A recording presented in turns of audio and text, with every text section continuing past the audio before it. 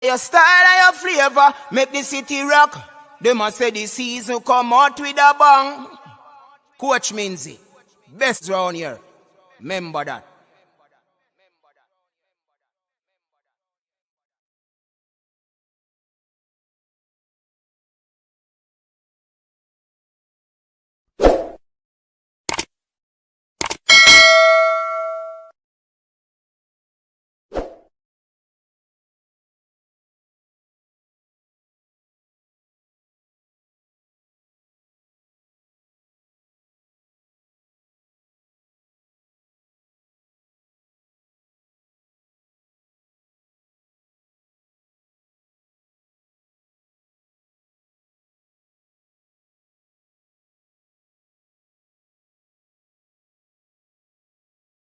Your style and your flavor make the city rock.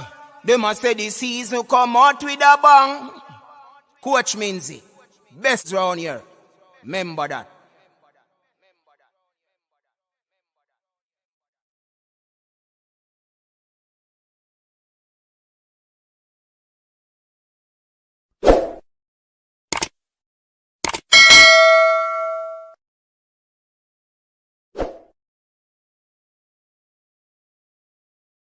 Definitely.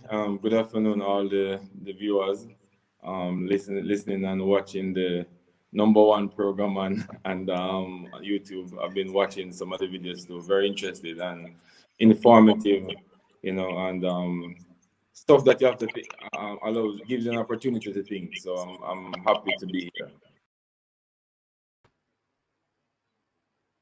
Welcome everyone. Welcome back to the coach's desk. I'm your host, Coach Minzy, and we are here another day. It's the final night of the Weekend TripleTreat, and we are here to, as usual, talk football. Yes, my people. Big up to all the persons who continue to support. Big up to the Erudite squad. Big up to the moderators. Big up to the viewers. Big up to the subscribers. Also, the silent Dexters, the persons who watch, they don't comment, but they take the time out to watch the show. Just telling you that we appreciate you. Yeah.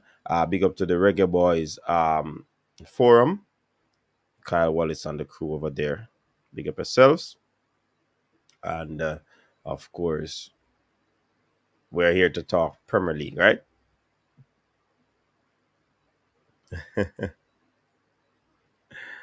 Yes, man. The weekend fly by like a frisbee. Tell you. You know what I mean? But that's how the cookie crumbles sometimes.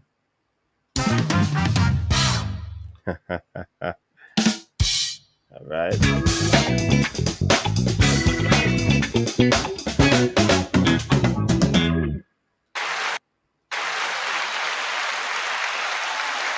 All right. Trust everybody's doing all right. Everybody's doing well. Welcome to the persons on Facebook. I'm on Facebook, massive. Big up yourself. I read some comments from Facebook. Man, some nice comments came over from Facebook. Yeah, man. Appreciate the Facebook people. So, people, we're gonna talk some Premier League, right? I tell you, my team, as you can see on my chest, my team, Manchester United. We're in a little bit of spot of bother at the moment, yes. A little spot of bother. But of course, we will be climbing out of that.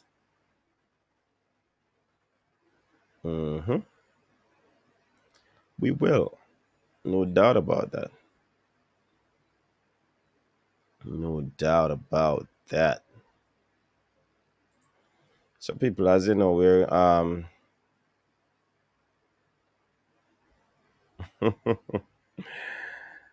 see all of the people that want Olive to stay. Sorry for you. Sorry for you, man. But that can't happen. All right, so before we get into the Premier League review of the games that transpired over the past 2 days, um, we're just gonna take some of the comments quick and fast because we definitely.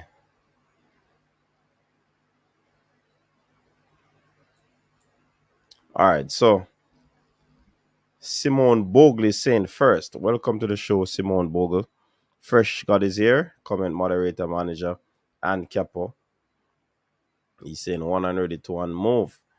Yeah, man, big up to all the persons who come out to support the channel.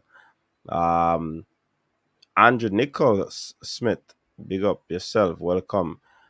Adrian Morgan, I'm here, giving thanks. How are you? Can't believe tomorrow Monday already. That's how it goes, Simone. Time flies when you're having fun, huh? Ricardo Robinson, welcome. No coach, no one man, new job.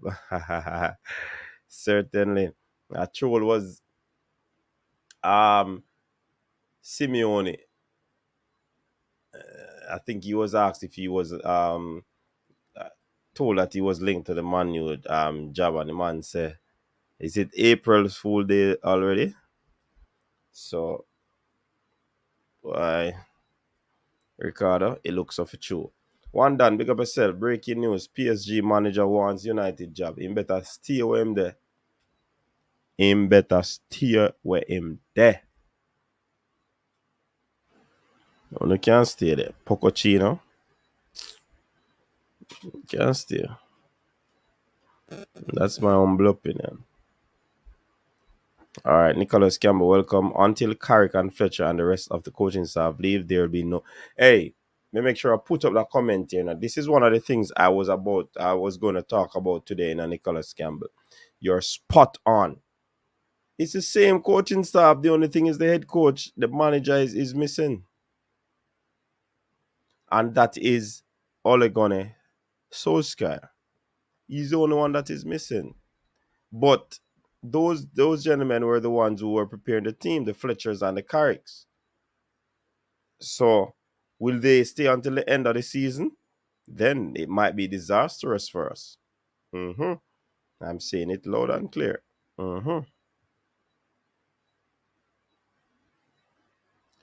Jano coach, it's tough out there. Man United is not a safe place. Exactly, Roderick. Big up yourself and welcome. Nicholas Campbell, Erin Ten Hag is the guy for this United job. Get Ralph Ragnick in until the end of the season and cater to Eric Ten Hag next season. I think I like Ten Hag, Nicholas. Big up yourself, Wade, and welcome. So sorry, Ole got suck. I wish they extended his contract. Yeah, man, a lot of folks wanted to see Ole Gunnar Solskjaer remain. Yeah, because they wanted Manchester United to continue down that path. One done. It's breaking all over the media. Really? Digital Home Tech, big up yourself. We taking Lonely fan. You never walk alone. All right, the people who want Lonely, you can go on. I ain't going nowhere. Adrian Morgan, Man United made mistake to sign Ronaldo. That are them biggest downfall. Before Ronaldo came, they were having issues, Adrian. If you say Ronaldo compounded, then you could understand that that's not the biggest issue. Erando O'Connor, you said you would take Poch. Okay. Me never know it's a CR7 play defense. Either Poch or Ten Hag ending the Manchester United. Ten Hag would be in the summer, and I heard Poch want it. No, really? Same all left PSG. We soon see the best. Alian, he had a good cameo. He impacted the game when he came on. Okay. Mida says Poch family still in England and he wants to return. Not. Oh yeah, Luis Enriquez. Yes. I mean, I mixed it up. All right. Fresh God, big up yourself. Ricardo Robinson. It was actually Luis Enriquez. Zidane possible one PSG or France job. Okay. Give Ronaldo the player manager role. Really? Make PSG start pay and show them true side. Nicholas Campbell, true, the coaching staff needs to go the entire, every single one of them. Everyone blue is color. Football is the game. All right, Nicoy James, big up. Another scratch off win, but I'm still stuck with Fortita. Who is that? Noah Hutchinson. Ten Hag needs a good board, and United don't have that. So, Ricardo Robinson, Ten Hag quite all right at Ajax. That team is playing dangerous football in CL. Remember, Ajax is big traditional team. Welcome, Elaine. How are you doing? I keep telling you to come on off that ship. It sinks. I have a space in Chelsea for you. Nah, Elaine. The ship ain't gonna be sinking. I guarantee you it won't be sinking. I guarantee you. Don't be like the Titanic now, Elaine. You want me to come on Chelsea and then, hit the iceberg. Nah, I'll stick around. No, Hutchinson Ten Hag wants a job, but in the summer, so he says differently. Coward sit. Big up Coach Stopper is the next to be fired. If we don't, we not going to have chance to make it to the World Cup. I thought it was just give Sierra the ball and the rest is history. LOL. But him can play for any team. They will have our bottom of the table team. Digital Home Tech up top. Coaches that your panel is next to the TNT crew. Chuck, Shock, Ernie, and Kenny. All right, Digital Home Tech. Big up yourself. MPEC. Big up yourself, MPEC. No, MPEC is a Chelsea man. Mm-hmm.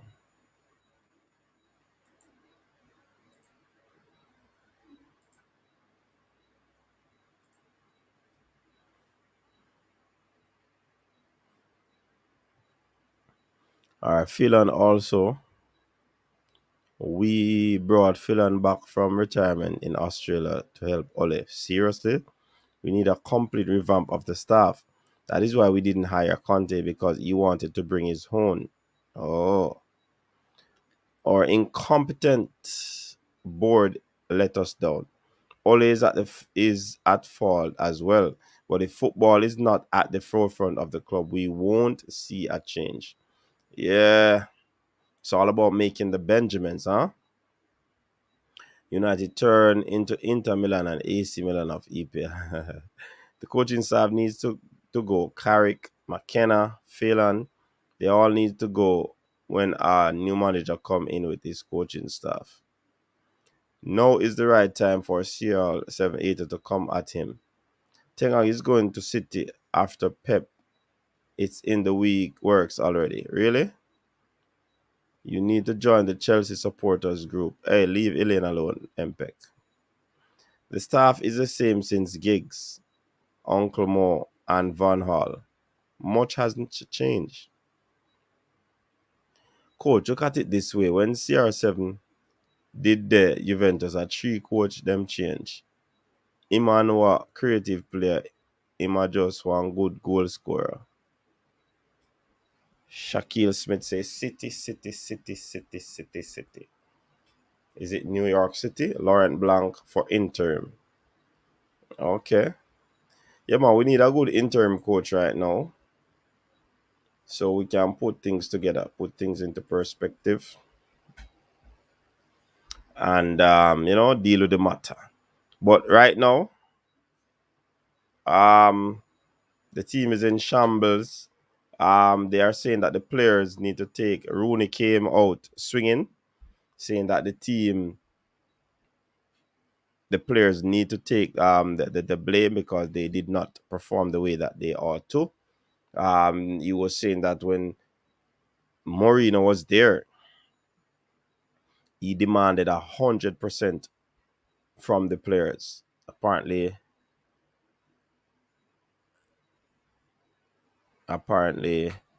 Solskjaer did not demand that. Kevin Smith, big up yourself and welcome. It's funny that every move Christie met, the teams them get worse despite his individual stats. I would take Laurent Blanc for interim as well. Yeah, that would be good. Why did Arteta try? Why did Arteta try Klopp? See what happens. Happen, Gunners. Bruno said did something yesterday. It is all of us, and it was ever the gear was bad yesterday, as well as United player work hard. That needs to be rectified. Coach, do you see Ole crying? No.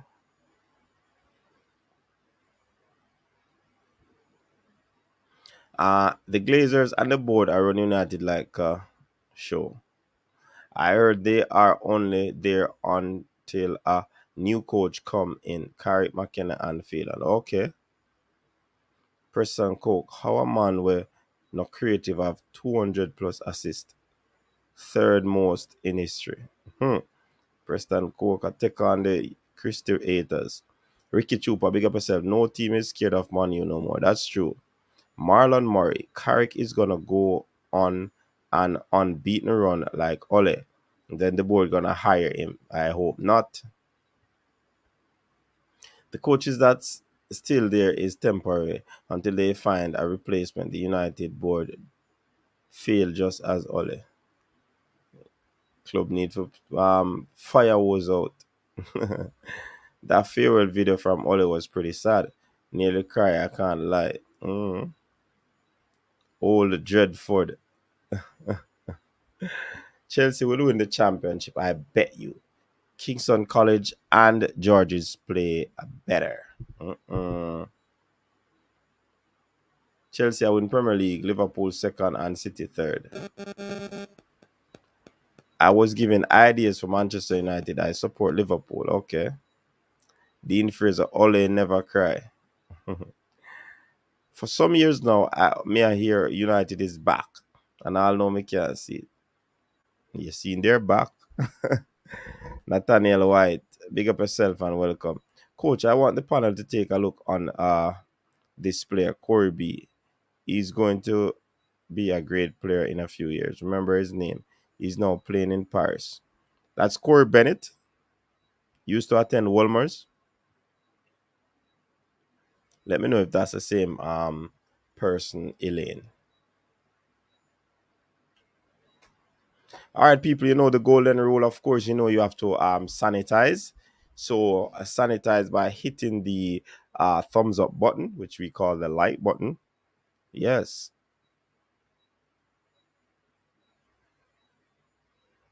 So Digital Home Tech is putting out a bet there.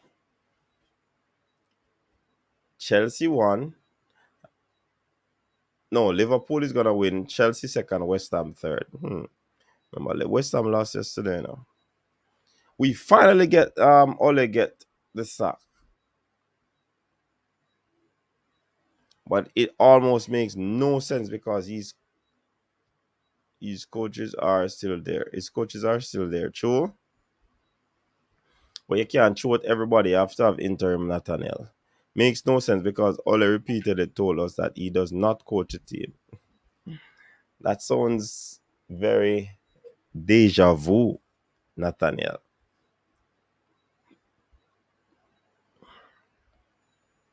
No Ole at the wheel. Chelsea need this 3 points. Man City all the way. Pep's football will win him EPL again. Okay, Elaine. Yeah, man, I know him. Chelsea's goals are coming from defenders. Them soon run out of gas. Really? Roderick goal today was rocket. All right, let's just look at the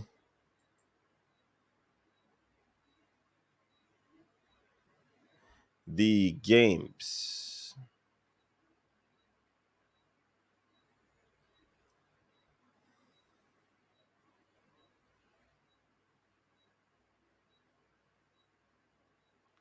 Is it match day 11?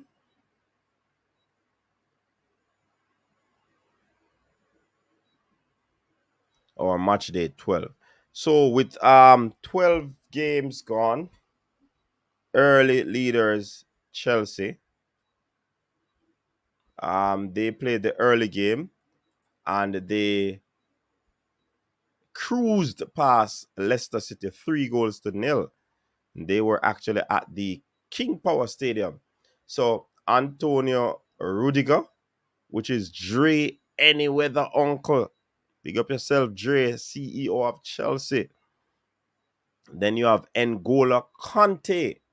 He scored in the 28th minute, and Christian Pulisic in the 71st minute. I think it was a good game from Chelsea, getting the 3 points.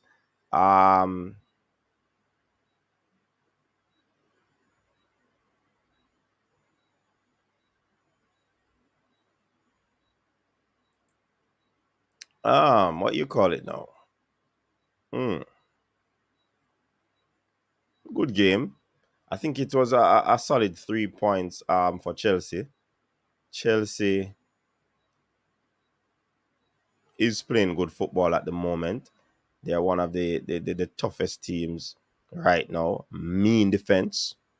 And I do believe that they are moving the ball because they in that last game they have about 607 passes with an 85% passing accuracy. You know what I mean? So it's a good look for Chelsea. They currently sit atop the English Premier League after 12 rounds of game with 29 points. 9 wins, 2 draws, and a defeat. Right? And they have scored a whole lot of goals. 30 goals. 4 against. Good showing there by Chelsea. Sitting pretty. 3 points ahead of the pack. We'll get back into the Chelsea argument. Newcastle versus Brentford. Will Newcastle make it out of the drop zone this season? There are a lot of doubts. They have a pretty decent what you call Jay, running a Jay, Chelsea boss, running a man. Drop the thing right away, you know, the link, you know. I see CC and Rowan and them man, they come on. I mean, think me alone I stay up here and talk about this.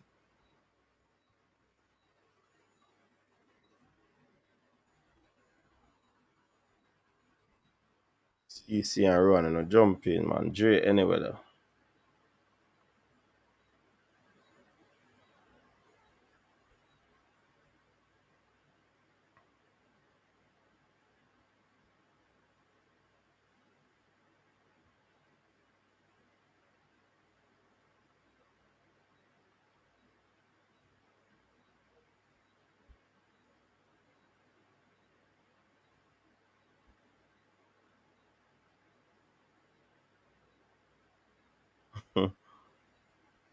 All right, Malik.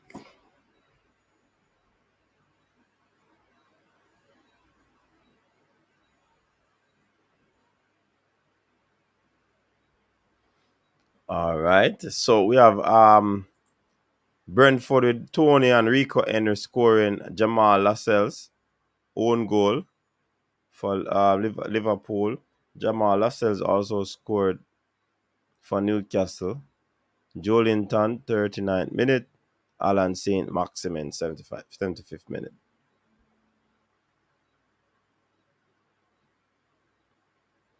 So, I mean, Brentford would have been back from what you call it, a series of losses, and they would have gotten a point here from the Newcastle team. Brentford sitting 14th position, Newcastle at the bottom of the table. Can you imagine, people? Newcastle has been bought by a filthy rich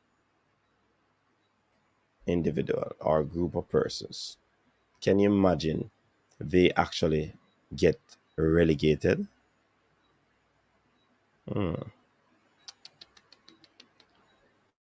Wow, that would be something else. Will it happen? I doubt it.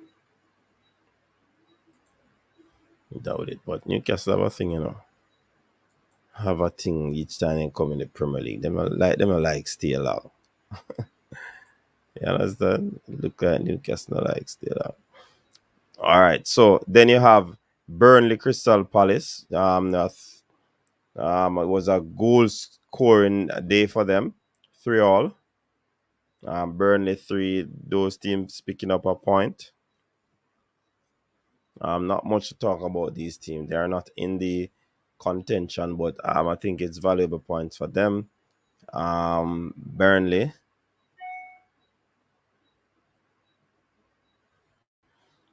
Burnley is in the drop zone as well.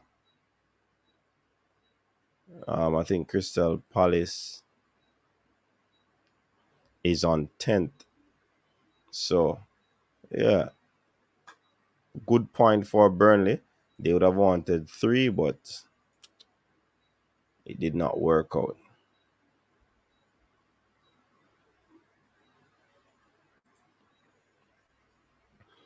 All right, moving across to Aston Villa. Yes, people. Aston Villa, new coach in Steven Gerrard.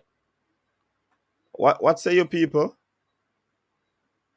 Do you think that the acquisition of Steven Gerrard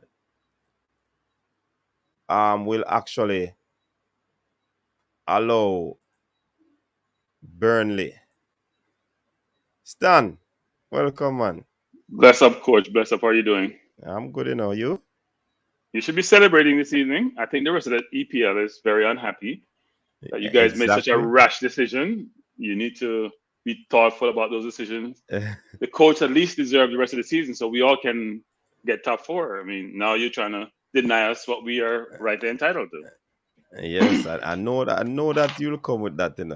A lot of people are upset that Ole is not at the wheel. We had to change the driver, though. It was a must. Yeah, you're playing Chelsea next, right? I think you're playing Uh, Chelsea next. Yeah, next is that weekend. so, Jay? Yes, sir. Unfortunate for your boy. Yeah, I heard that the Chelsea management is protesting to the Premier League about Maguire's yellow card. They gave him a red. They think it's unfair that he will not be playing the game. So they're trying to get his card overturned so he can play because they need him in the game. They need him. No, we don't need him. But we were licking our chops. Jay, you missed the whole joke. Jay, you missed the joke. Jay, Jay missed it. Either way, I know you saying my guy had the weak link of the defense, but either way, we got 3 points in the bag. I already caught them 3 points. Oh, Lord. The arrogance of the Chelsea fan is amazing. Looking forward to it. There's my jersey, people. Yeah, man. I have on the United jersey, man. I don't know, it's an EPL night, man. Well, I played on Saturday, so I don't think it matters. I decided not to wear. I wear mine yesterday. Cranky wear my jersey from yesterday because I know them no one put it on. All right, but we have on screen right now, gentlemen. The Aston Villa 2-0 win over Brighton. Aston Villa brought in a new manager. What does this mean for our own Leon Bailey and Aston Villa in themselves? Starting with Cranky. Well, look, whenever you have a new manager coming in, it starts out new. All the players, the ones who aren't playing, get excited because they think they have a chance to prove themselves to the new manager, and they may think the old manager didn't value them as much. The players like Bailey, who Dean Smith recruited him, so he would have some preference for him. Gerrard may not know him well, so he has to prove himself to Gerrard. So I assume that training is going to be a key indicator for the manager as to what players he should be putting on the field. He did play him for about 30 minutes the other day, so he must value him to put him on the field, but he didn't start him. I'm not sure if he had a knock or something why he didn't start him. I think because he was coming off the international break, I am assuming that's the But reason. Antonio was in the national break, and Antonio played the Yeah, entire game. but West Ham need Antonio. He's the only What do you say player about? basically. You No, don't no, see. I'm not insinuating anything. I'm just saying that notice I wasn't finished. He's the only one in that position. In Bailey's team, there are more persons in that position. So That Yeah, is players and I can true. think get rest. That is true. Plus, So they're missing. CC, Go ahead. Go ahead. CC, what say you about this new look coaching staff for Bailey? yeah, what I would say is still really Bailey thing. I think probably because he came off an injury and he played back to back 90 minutes. Then he came and played for Jamaica and basically I think the first game he never played 90 if I'm not wrong, but the amount of minutes that he has played and the travel with everything. So I guess the coach never the coach made a tactical change and not to start him that day. But I think the coaching change will benefit him in the long run because 5 game losing is not something that you want to become to get in the habit of. But once you start losing and you get in the habit of losing, then it's all downhill from there. You can ask United fans. So, but pretty much still, I think it's a positive. It's a positive for Steven Gerrard. New challenge for him.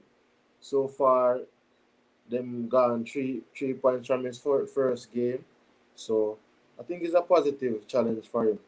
And at the stage that he is in his career, it would have been the right move at the right time that he came over to actually can deal with these type of things because the Premier League is basically with these teams, the Premier League, even if it were at Chelsea, the Premier League is ruthless.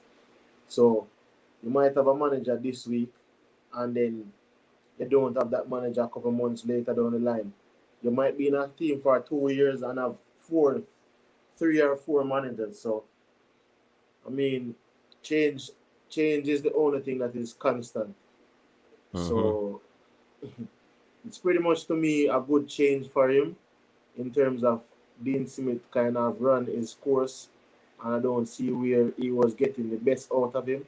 And when he came on the field, he actually came on in a good position. So I think Steven Gerrard have an idea of how he wants to play him and where he wants to utilize him, which I'm seeing where he could get the best out of his talents. All right. Dre, first game for Steven Gerrard. He got off the mark pretty decent with a 2-0 win. Scoring goals, conceding none, 3 points. What say you? So I'm gonna look at it different, So Ben Dia, the number 10, wasn't having a good game out there.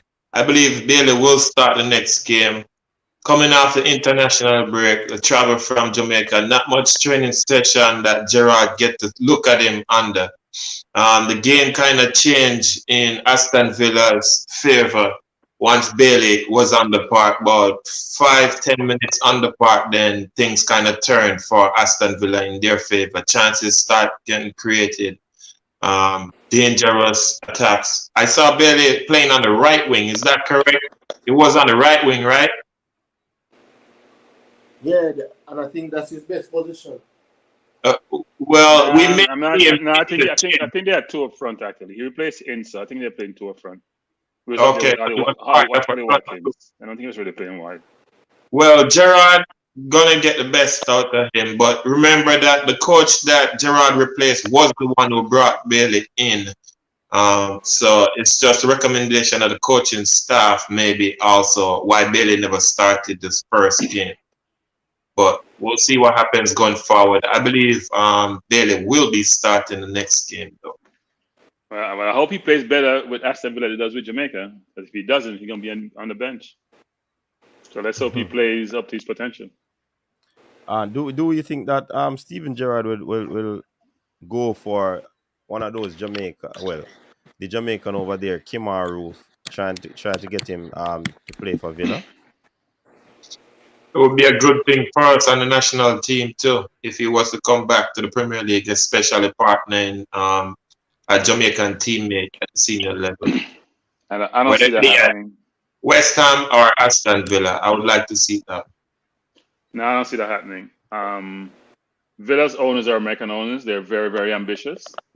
They're looking for a player with, I think, with more pedigree than Roof offers. So I can't see them going for Roof. Doesn't say the manager won't prefer certain players who have played for him previously. But I think they're probably looking for players with a little more pedigree than Roof, actually. Yeah, They man. want to be in top 4. They're not trying to be top 10 or top 6. And that's why they fired Dean Smith, because they don't think he was achieving their objective. Yeah. So Bailey would have a lot of competition. I mean, Traore has been out. They have a few players who are out. Ince was out for a while. Traore's been out for a long while. So they had a few players out. So when they get full complement of players back, he's going to have much more competition for places. So he'll have to be able to distinguish himself to be able to get into the starting level.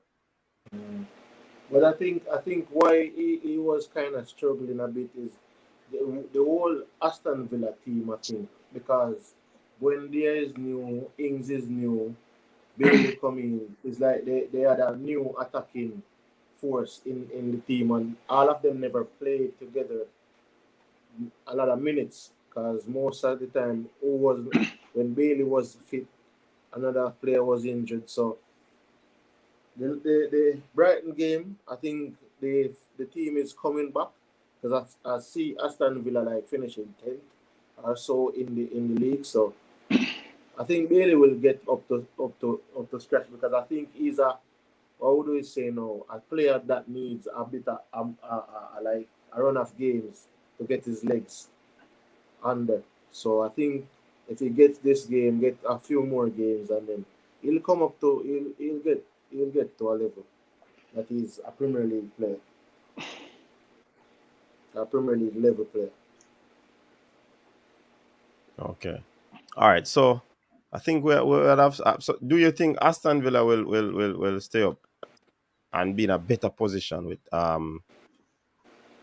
what's his name, Steven Gerrard, a man that knows the Premier League terrain as a player? Well, the coaching change came at a good time, and they can build some momentum right now. Players are going to play their hardest, try to impress. Gerrard bring his tactical approach that he used at Rangers and see if it can work in the English Premier League. And hopefully he has the players, but I don't see them finishing no higher than 8. I don't think they go make it into Europe. Okay, cool. All right, so we can move on from Villa. I think those were 3 very good points for them. All right, the one that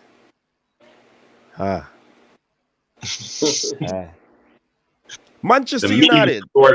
Manchester United, they lost 4-1 to Watford. Can you believe it? Watford. And this was the final nail in the coffin for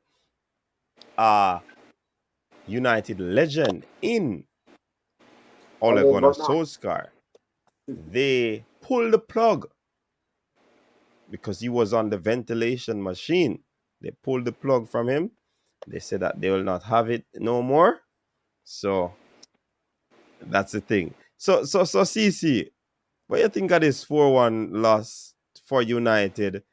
Will their season be saved? Hey, United, come at them and move similar to the Reggae Boyz, What I don't understand though is, for example, normally when you let go a coach, you normally let go the whole backroom staff with the coach.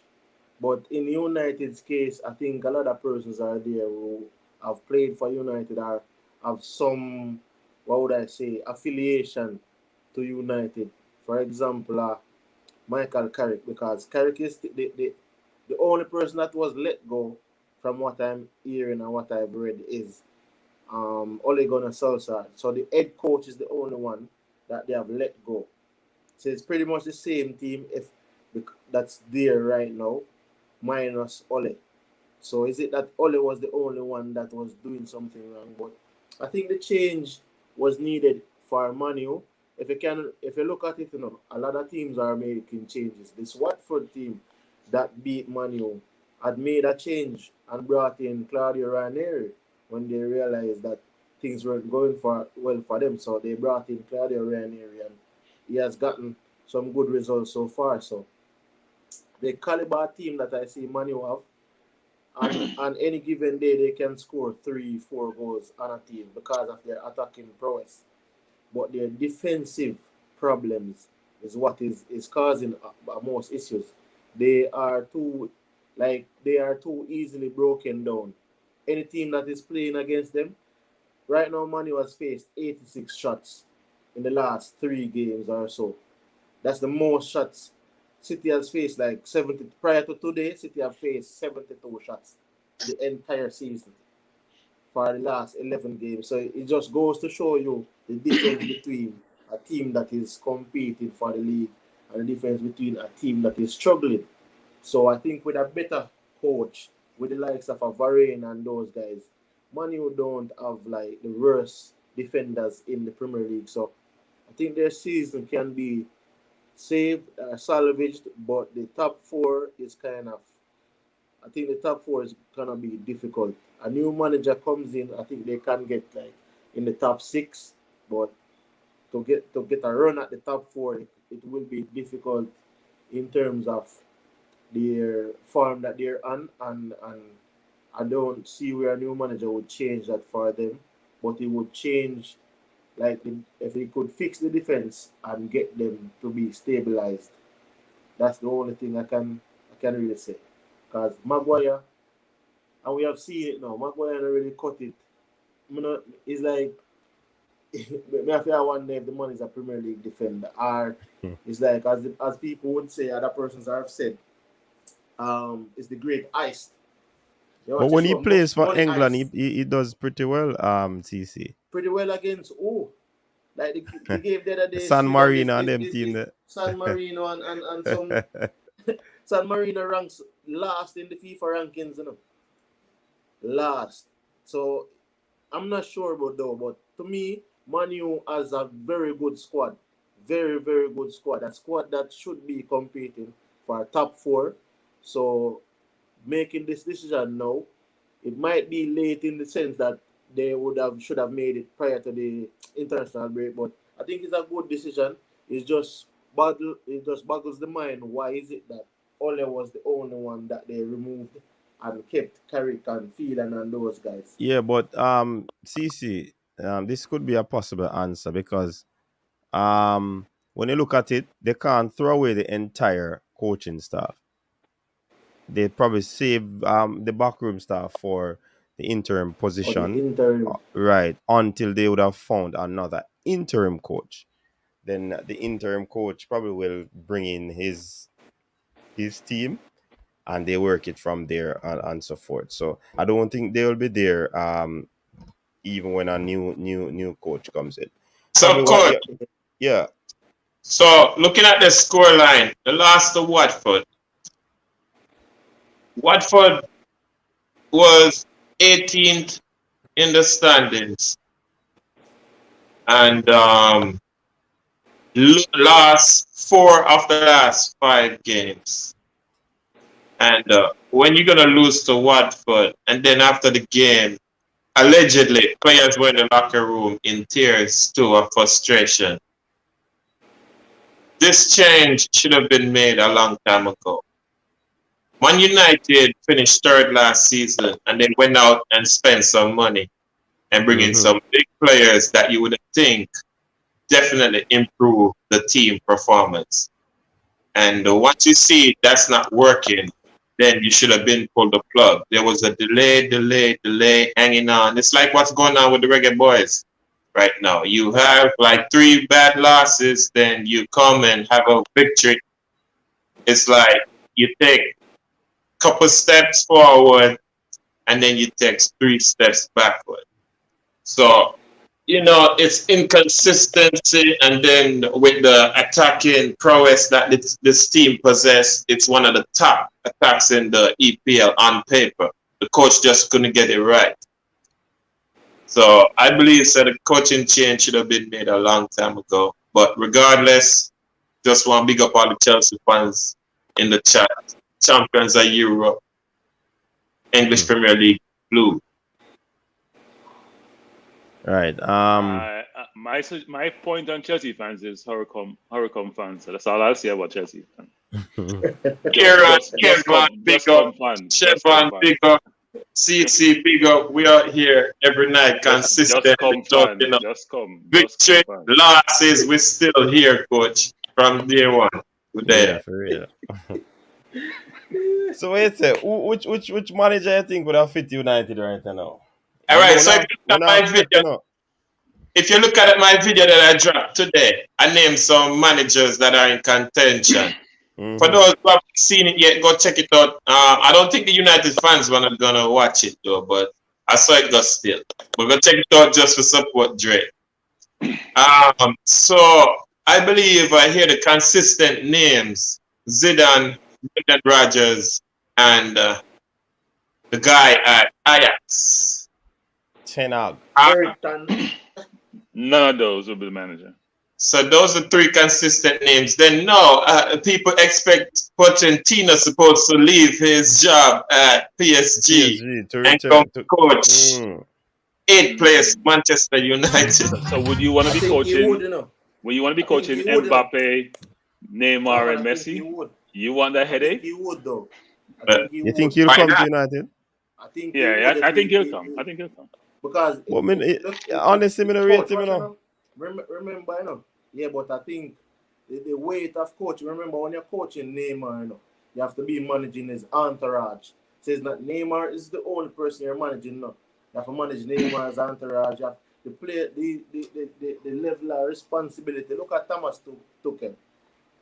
He couldn't wait to get out of here. this job, like the PSG job, is a job where the egos of the Neymars and the Mbappes and those guys, like if you get the opportunity to come to a Man United, I think he would take it, because he would be coaching players that aren't as big as those guys in terms of personality and ego wise. So, and I think he would probably do much better at coaching a Man United than a PSG. So if given the opportunity, I think he would come. Yeah, you could be right. I think the pressure of coaching PSG is greater than coaching United. Is that what you're saying? I'm saying the pressure of coaching PSG in terms of the players that are there, the Messis and the Neymars and the Mbappes, the weight of United in terms of the size of the club and the fan base and the former players is also a type of pressure, because the No, players man, it's want. not a type of pressure, it's a pressure. Yeah, this is the reason why Ole has been in the job this long. Because even when Ole left, you hear everybody saying that Ole gave them some of their best moments and Ole brought back the soul to the club. Man U's thing is they have this identity that they are hooked on, saying that Ferguson gave them an identity. So no matter the coach that comes in or how they have done well, no Mourinho, the Louis Van Gaal and those guys, they are quick to criticize and push out those guys. But when like a Ole or a farmer players in there, they stop short of saying certain things. So that's why I think like a Pochettino come in. Pochettino hasn't won any trophy as yet. So that is the next thing in it. It's the same thing that Ole went through. But formula is saying Ronaldo and Pogba are some of the biggest personalities in world football. Yeah, but I mean Pogba comparing to a Neymar. Then Ronaldo and Messi is like a buy right there. Messi and Ronaldo is a buy. But Pogba compared to a Neymar. Remember Neymar plays like a Saturday and flies out on a Sunday and comes back on a Wednesday. Remember, it's a different thing when you're managing a player of the caliber of a Neymar. Even though you see Pogba's mentality and stuff. And then you have Mbappe that's there as well.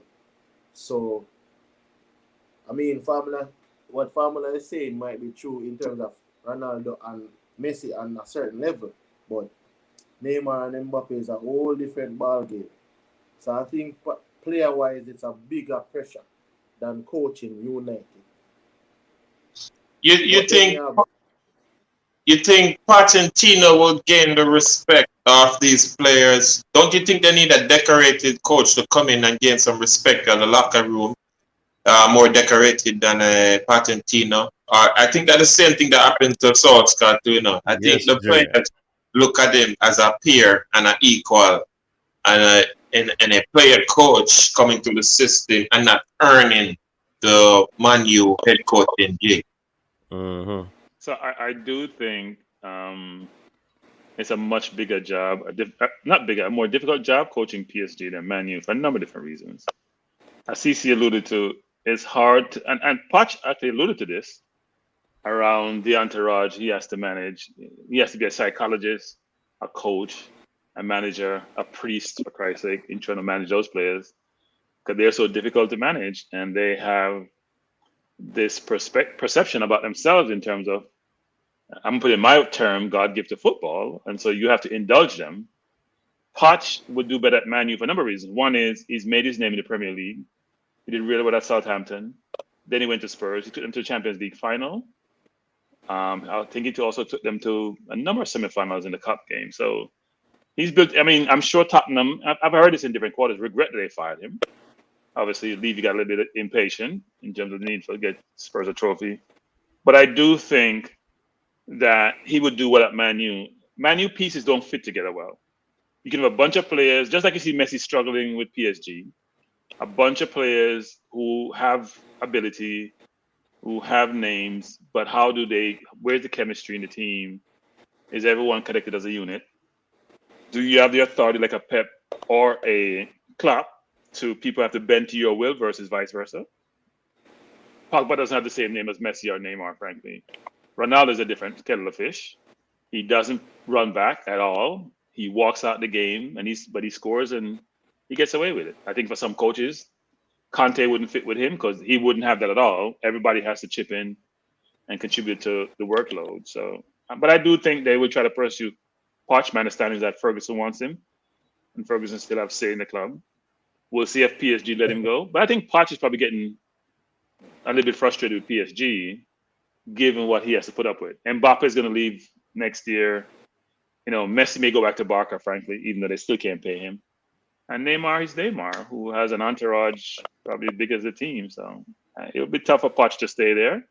He can get the Manu job. He will have more time with Manu also, because Manu's run into is, if you go from Moyes to the Dutch coach to Marino to now Southgate, none of them has worked after Ferguson.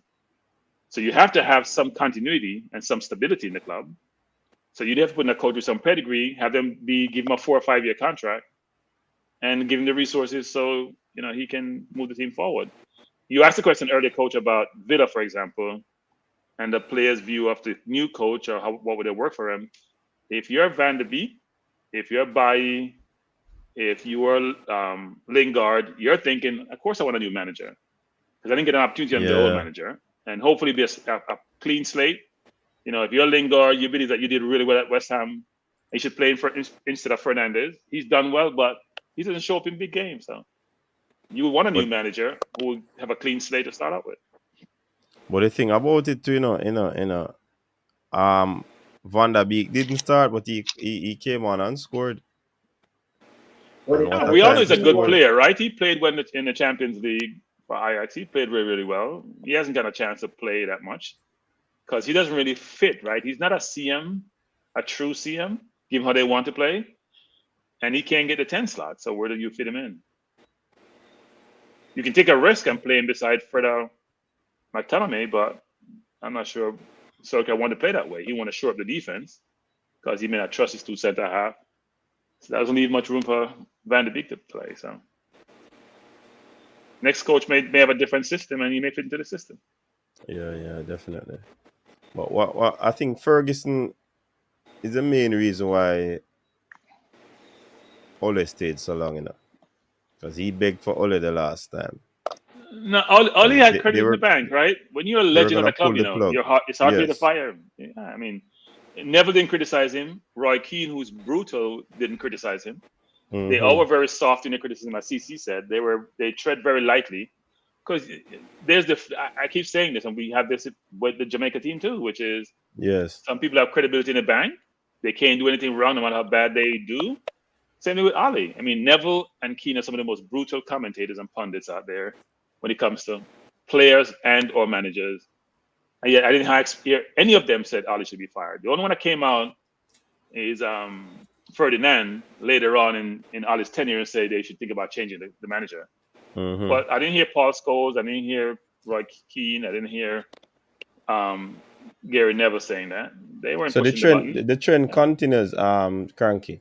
The players who used to play for the Reggae Boys, you're not gonna hear them publicly criticizing Whitmore. You might have a one or two that will be upfront and say it is out of his depth and whatever, given the fact that he would have been there for a while. So it's the same thing with the United team, like you said. So I think they what are they sworn to? It's 'Cause friendship, tend right? to be They're friends. friends. I mean, you go to battle with each other for years and years. You won Champions League together, Yeah. bunch of Premier Leagues Remember, together. You're in the same only locker room. You're saved them. friends. Only actually saved them won a Champions League for Roy Keane and those guys. So for you to like come out as a pundit against him, it's kind of difficult. What he did 99 is kind of difficult. So I can understand from that perspective why they wouldn't really chastise him like they would deal with a Mourinho, who you haven't played with, you have no type of like affiliation or loyalty to. But coach, I hope it continues for United. I hope your form continues.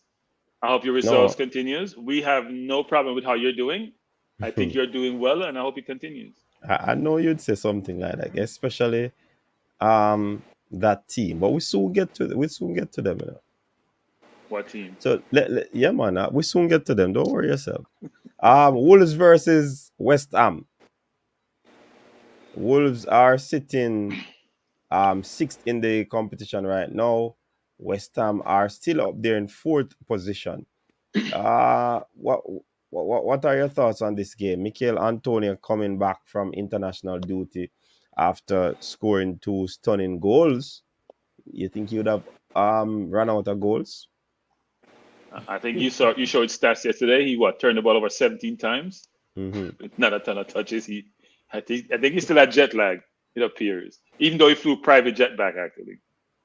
So I'm sure he slept on the plane, but he didn't play well. I didn't watch the game, so I can't comment on the game itself. But the stats weren't pretty for him anyway.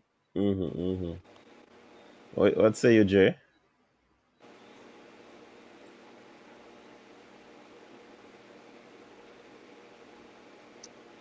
I never watched this game. I just know that Antonio was disappointed with the result at the end of the day. All right, cool. So we can pretty much move on quickly from this one. Next game in round of 12, we have Norwich Southampton. Not much to talk about. Is Norwich on the rise? Yeah, they remember Norwich took up Dean Smith from Aston Villa. Aston Villa let go Dean Smith prior to the international break. Norwich hired him after the international break, which I think was a good decision because they were looking between him and Lampard, and I think Lampard had turned it down. But I think it would be best for like a guy like Dean Smith who has been to the championship and know how to get a team out of the championship. So if Norwich was to fall, then Dean Smith would be a better manager to get them there. But this is the typical case of Norwich winning their first game after they were struggling. Aston Villa was struggling. They won their first game. They got rid of something that Farke, their manager, on the back of a victory because they see where this look like the tables are turning for them. Man. The game was, I had seen the first half of the game, but I hadn't finished watching the game because I was doing something. But the game was pretty much in the balance. I think Norwich and their play that they're doing now, I think they seem to be in will be in with a fight. So it left to see if Newcastle can, with their spending power in January, what will come of it. But I think Norwich, to me, I would say they seem like a team that will finish in ended up in the 17th spot or so. 17, 18, 17, 16, around that.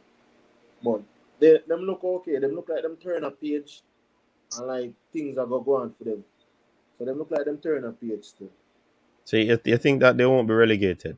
You think Leeds, No, Cataract's team will be relegated? I think Leeds might go down because I don't think after when I say new season bounce and stuff, I think Norwich to me, I think Norwich will stay up. But I think they might get relegated. I think they'll stay up. I think All right. Norwich is staying up where? Staying up where? I'm gonna differ. Yeah, exactly. Cranky, go ahead. Staying where they staying up? What do you mean staying up? They're sleepy. They don't want to go to bed. What you talking about staying up? Staying up where? They're staying What do in you the mean they're league. staying They're up? staying in the Premier League. They are It's really. that one. You know. I don't think they have the talent to stay up. 7 goals. When they sold Buendia, they lost their one sort of creative player. I don't see how they're going to be stay up. Newcastle will buy big in January. They'll have to buy. Leeds looked good today in spurts against Tottenham. They weren't terrible, and they actually took the lead in that game, even though I think they played too expensive. So you do have teams.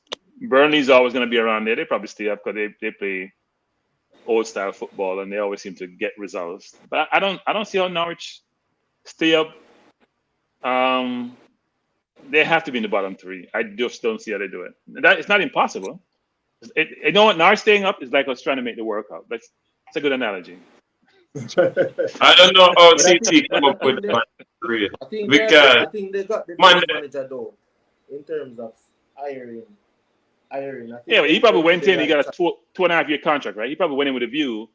I'm going to go down and bring them back up. And bring them back up because if they go down, they will come back up based on their budget and based on the players that they would have. So I think either way, it's a win-win in the management era for them. So yeah. 7 goals in 12 games this season. I can't see them surviving in the EPL. I can't agree with you. No way. 27 goal against. I never even thought it was possible. Oh yeah, I think. Go ahead, Dre. I couldn't imagine them staying up. They would have to make some major January transfer moves to improve the team attacking wise. Also in the game today, Southampton did dominate that game on all aspects except for the goal, scoring the late goal at the end there. It was like 17 shots, 18 shots. Southampton took about 5 or 6 of them on goal. It was like 82% passing accuracy compared to a 62% from Norwich. Southampton put together like 560, 70 passes. Norwich had like 300. It's a dominating game for Southampton today, but I don't see Norwich staying up. They may be lower than Newcastle because I expect Newcastle to make some changes and some moves come January too.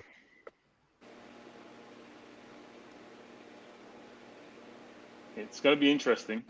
The fight at the top, there's not much fight at the top except for 4th place because the 3 places are already taken. The fight at the bottom to me is going to be very, very difficult because Aston Villa have Gerrard, Watford have Claudio Ranieri, Norwich now have Dean Smith, and Eddie Howe is at Newcastle. So there's some very good managers down in the bottom half of the table. One will go, or a few will go. A few will go. Yeah.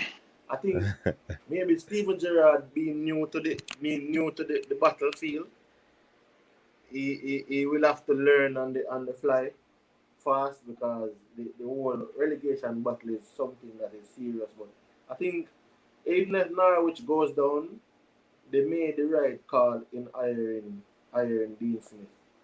So that's a win in their column.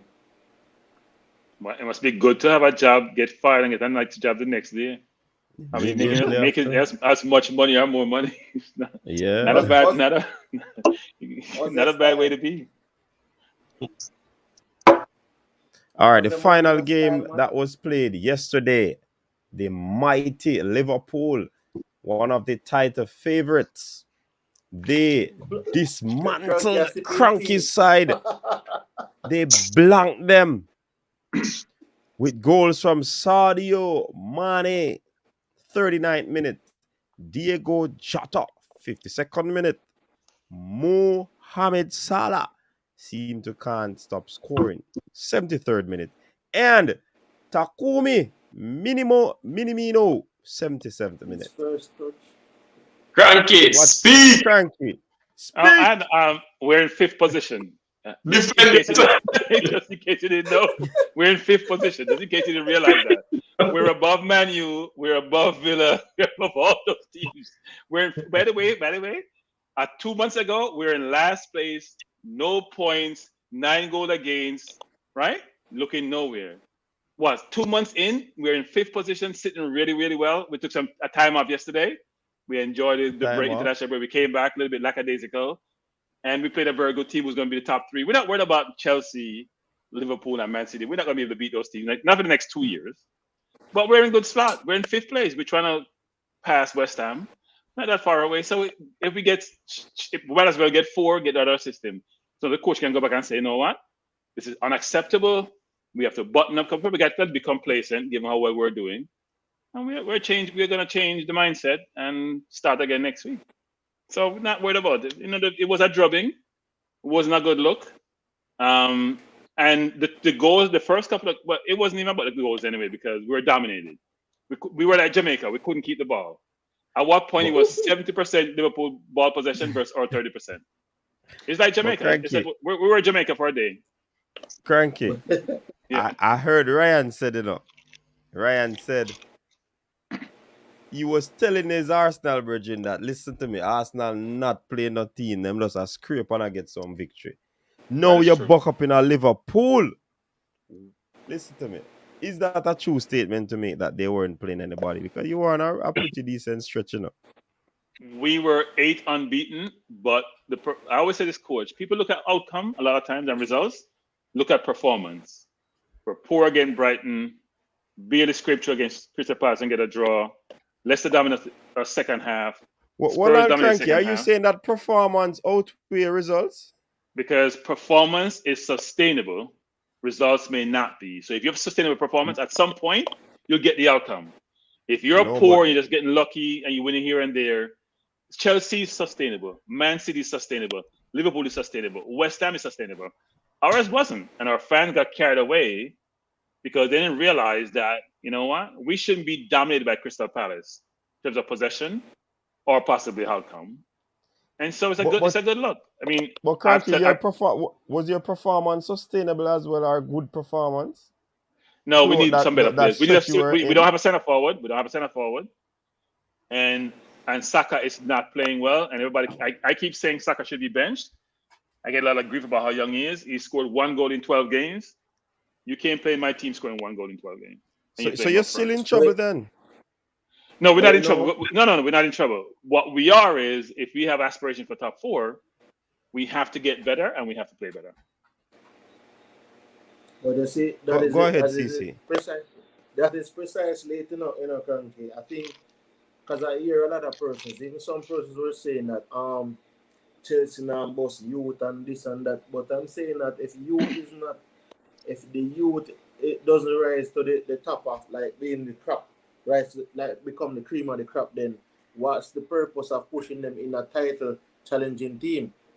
But at the end of the day, like Chelsea has Reece James, Chalobah, and Mason Mount was come through the academy and they're playing. But as you rightfully said, like Saka, persons probably calling for him because he's young and he's this and he's that. He can play a lot now because Arsenal is not really challenging for the title. But if you're challenging for the title, I doubt he would have been starting week in, week out. Well, no, he has played over the last 3 years. He's played more games than any other Arsenal player over the last 3 years, right? Because he hasn't been injured. And he started playing left back, then wing back. Then he played on both wings. But he hasn't produced. So I would play Pepe instead of him. And I would probably play Odegaard instead of, like I said, we are not well constructed. We have a lot of potential, and we're the youngest team. The good thing is our average age is under 24. So, and you think about Lacazette is almost 30, Aubameyang almost 30, Xhaka almost 30. So you can see there are a lot of young people under 24 years old in the team. Unlike Man U, which are a bunch of old people, time for them to retire. We have a Bunch. very young team. And by the way, I just want to say this again for everyone. We're ahead of Man U. They started on fire. We started cold. And even though we got bombarded yesterday, we're ahead of Man U in the table. That's all I have to say. We're fifth. It's amazing that we're fifth, given how we started. We got beaten by Brentford, destroyed by Chelsea, destroyed by City, and we're fifth. And looking to go forward. Liverpool looked unstoppable yesterday because Yeah. I saw a club bringing out an 18-year-old. I don't know how we look at you with No. We made CC. We made them look good. CC. They're good, but we made them look good. We were No. awful. No, you made them look great, but I mean. Well, yes, we made them look great. It's a better word. I saw Yes. a club bringing on a player where he wouldn't have tried these things with certain teams. He wouldn't even have tried that. But I mean. You mean Minamino? Yes, not Minamino, man. He brought on a youngster, about 18 or 19, I think. Yeah, we Not saw sure. Ben White and Gabriel were watching Damian Lowe play for Jamaica play, kicking the ball to Klopp, and he comes back to us and kick the ball to Liverpool. They come back to us, they kick it over again. Yeah. Like it got out of control. But the goalkeeper for Arsenal, though, I think he's a very good keeper because he kept Arsenal in the game in the first half. No, CC, you didn't keep us in the game, CC. We're never in the game. You can't keep us in the. You mean to keep us in the game? We got 4-0. I'm saying, Frank, it could have been worse. It could have been worse. It could have been about 10. I agree. But for the It goalkeeper, was it could awful. have been worse. The best player on the pitch for Arsenal in the first half, was the keeper, was Ramsdale, Yeah, I saw people giving us, they got the grades, and they were giving people grades, and they're giving like ABBA 5, and they're giving some people 6. I'm like, how can you play a game like that and anybody get over a 5? Like I gave Partey because I was in a forum. But I have some colleagues in the UK. We do a watch Probably along. can give the keeper. The keeper, I think, would. I gave Ramsdale 9, and I gave Partey 0.5. But other than that, outside of the keeper, there was not really anything. Arsenal was not threatening going forward. They weren't really offering much. But the keeper was very good in the game. What's Nathaniel saying? Nathaniel's saying something about it's a shame that Arsenal lost their first 3 games and are now ahead of us, and it's all down to this useless manager. I should say former manager. But Nathaniel, you were way ahead of us at one point. You were started off on fire. We were way behind you. But No, the we race never is not really for the started skip. out on fire because we lost in our first few games as well. Didn't you win? Weren't you like 6 points ahead of us at one point? Easily. 6 points is 2 games in a cranky. Yeah, it's a lot of points in the first few games. A lot of points. But it's 2 games. Coach, can I just have my day? You're not writing that one at all. 6 points ahead of us. And now where are you? You're behind us, Coach. We can't see you. You're all like, it took was 2 you know what? games. I can't wait for Cataract because he was running his mouth about us when we were when we were 0-3. He was running his mouth. No, I don't know where he is. I can't find him. I don't. When you're riding, you're in a bicycle race and you're looking around for your competitors. I don't see any leads beside me. They're way in the back trying to survive. So it'll be a good season for us, I think. We have a lot of young kids. So anyway, we've exhausted the Arsenal talk, Coach, because we lost. No, but look at Liverpool. Let us look a little bit on Liverpool. You think they are really title favorites? I don't think they're favorites. I think favorites between Man City and Chelsea. But I think because Liverpool can't withstand a lot of injuries. Huh? They're not in the running.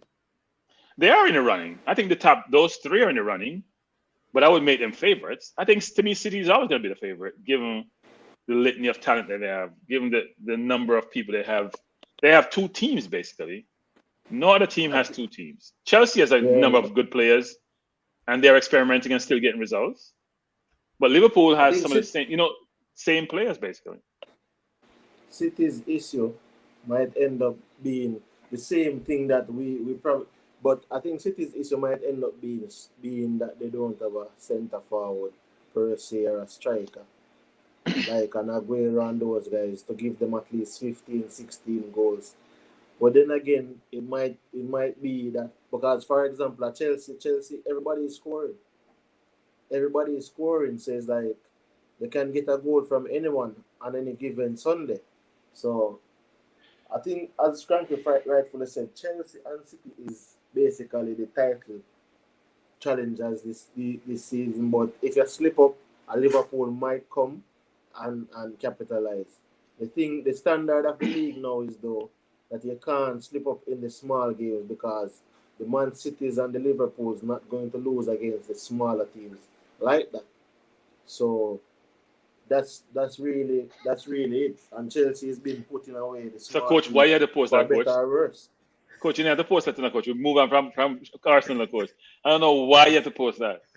I mean, if we should talk about anything, it's Man U because you lost your manager. You should be the whole show should be Man U. But everybody's fretting. Everybody's fretting because Fretting for what? we lost our manager. But No, anyways, you should be happy you lost your manager. I am happy, but a lot of people aren't. One Addition by include subtraction. Stan Crank. Coach, before you leave, CC, remember we and Liverpool maybe hard hit come African Nation Cup Yeah, time. there is it on the screen. Yeah. Oh, You're not hard hit at all. Who do you have the hard Yeah, hit? our goalkeeper. Remember? Don't you have a £70 million goalkeeper on the bench? Don't talk about keeper. I'm not talking. You know, this I said will be hard hit because Mendy be gone. Otherwise, from Mendy, I think Ziyech, who's not a regular starter, I think he's the only other one that will be gone from the starting team of importance. But I believe Mendy is a big. No, Conte is France. Yeah. I think Liverpool is the hardest hit team. They lose both Salah and Mane. But Liverpool hit hard, man, because I think even Konate and those guys, a lot of players, they have a lot of African players. But on that Kepa has been playing well when he comes in the team, you know, because I think what Thomas Tuchel is good at is making players feel comfortable. And if you realize Kepa has changed, Kepa saved us in a couple of cup games recently. Yeah, he's a better penalty shot stopper. I'm saying that a year ago he wouldn't have been doing this. Kepa wouldn't have been doing that a year ago. A lot of things that he is doing now, that when I see him come in the team, he wouldn't have been doing. So, Coach, I thought we were talking about Liverpool. I thought we were talking about Liverpool, coach. Am I in the wrong place? I thought. What did we get on Chelsea again? Talk about Chelsea. Chelsea man, then get so excited. You still at Liverpool, Arsenal, gentlemen. Very excited. No, we're talking about Liverpool, not Arsenal. Europe is slow. Stop hating. Let us look at one last comment on the Liverpool team. Introvert audio saying, unless Liverpool adds another midfielder to the side, then we in trouble. Too much injury-prone midfielders. That if Thiago and Fab stays fit, we will not lose. No, I don't agree with that. They had Ox is playing well. Ox not back fit. They're playing well. Henderson did play yesterday. Thiago playboy was taken off. Elliott is coming back. They have enough people in midfield to allow them to play well for the entire season. They're not losing any midfielder to the African Nations Cup. So no, Keita, I'm not sure if Keita's team made it, but he's always injured anyway. I think they have enough to play well. Plus, they just plug anybody in the midfield anyway. Their attacks come from the right and left back and from the two wingers. Yeah, they don't really play with no. So they have to expand. Something like that. Hey, coach. Yes. I got a conference call coming in. The other team interrupting. I got to jump off right now, but big up everybody. Probably join back later. Depends how late you run it for. All right. No problem. But yeah, man. Cool. All right, so let's look at that's why Dre did want to plug in Chelsea. Okay, I get your Dre. All right, let's look at City. But did we look at Chelsea? Of course we did. Yeah, that was the first team. Yeah, the first game. You look at Chelsea. Oh yes, you gentlemen weren't here. Okay. No. All right, but look at the City team. They blanked Everton 3-0. Yeah. Raheem Sterling back on the scoreline, on the score sheet. Rodri, 55th minute. Bernardo Silva, 86th minute. What say you? It was a pretty dominant game by Man City today again. Sterling tried to win a penalty with a clever dive, but the VAR said no, and the referee went to the video and looked at it. But there was this ball that Joe Cancelo played. Beautiful ball from the outside of his right. And somebody took it off the half volley and scored. That's when Sterling scored. And I think Demari Gray even went down with a cramp too. So that was a minus for Everton. Roderick scored a beast of a goal.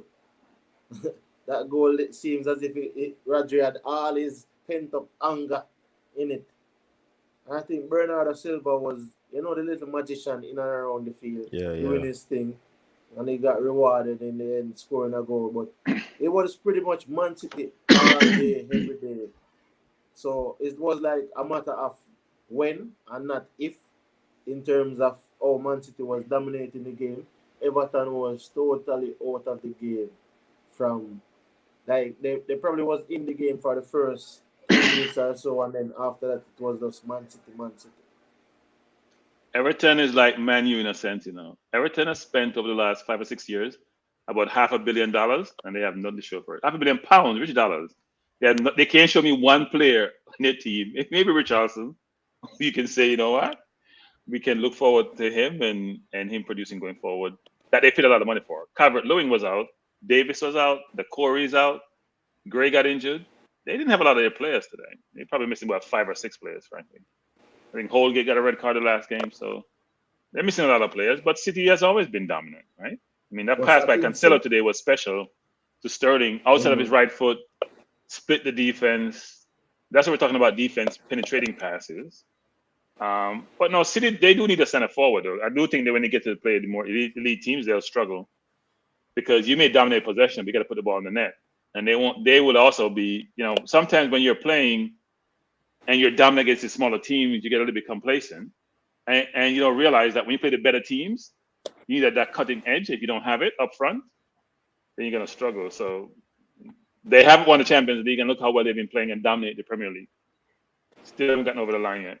That was the question. Kevin is saying that until someone can show him where Man City's Champion League trophy is, he's not gonna be worried about them. But I think this is the Premier League. No. The Premier League is their trophy, right?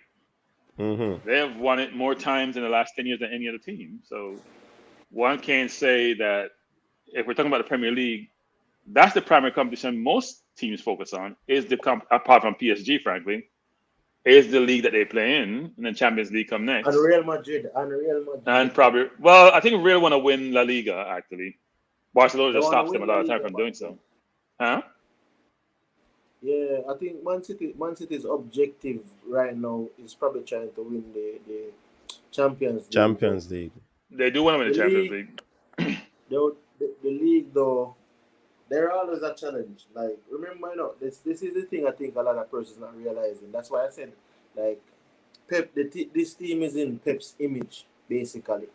And they have been playing well.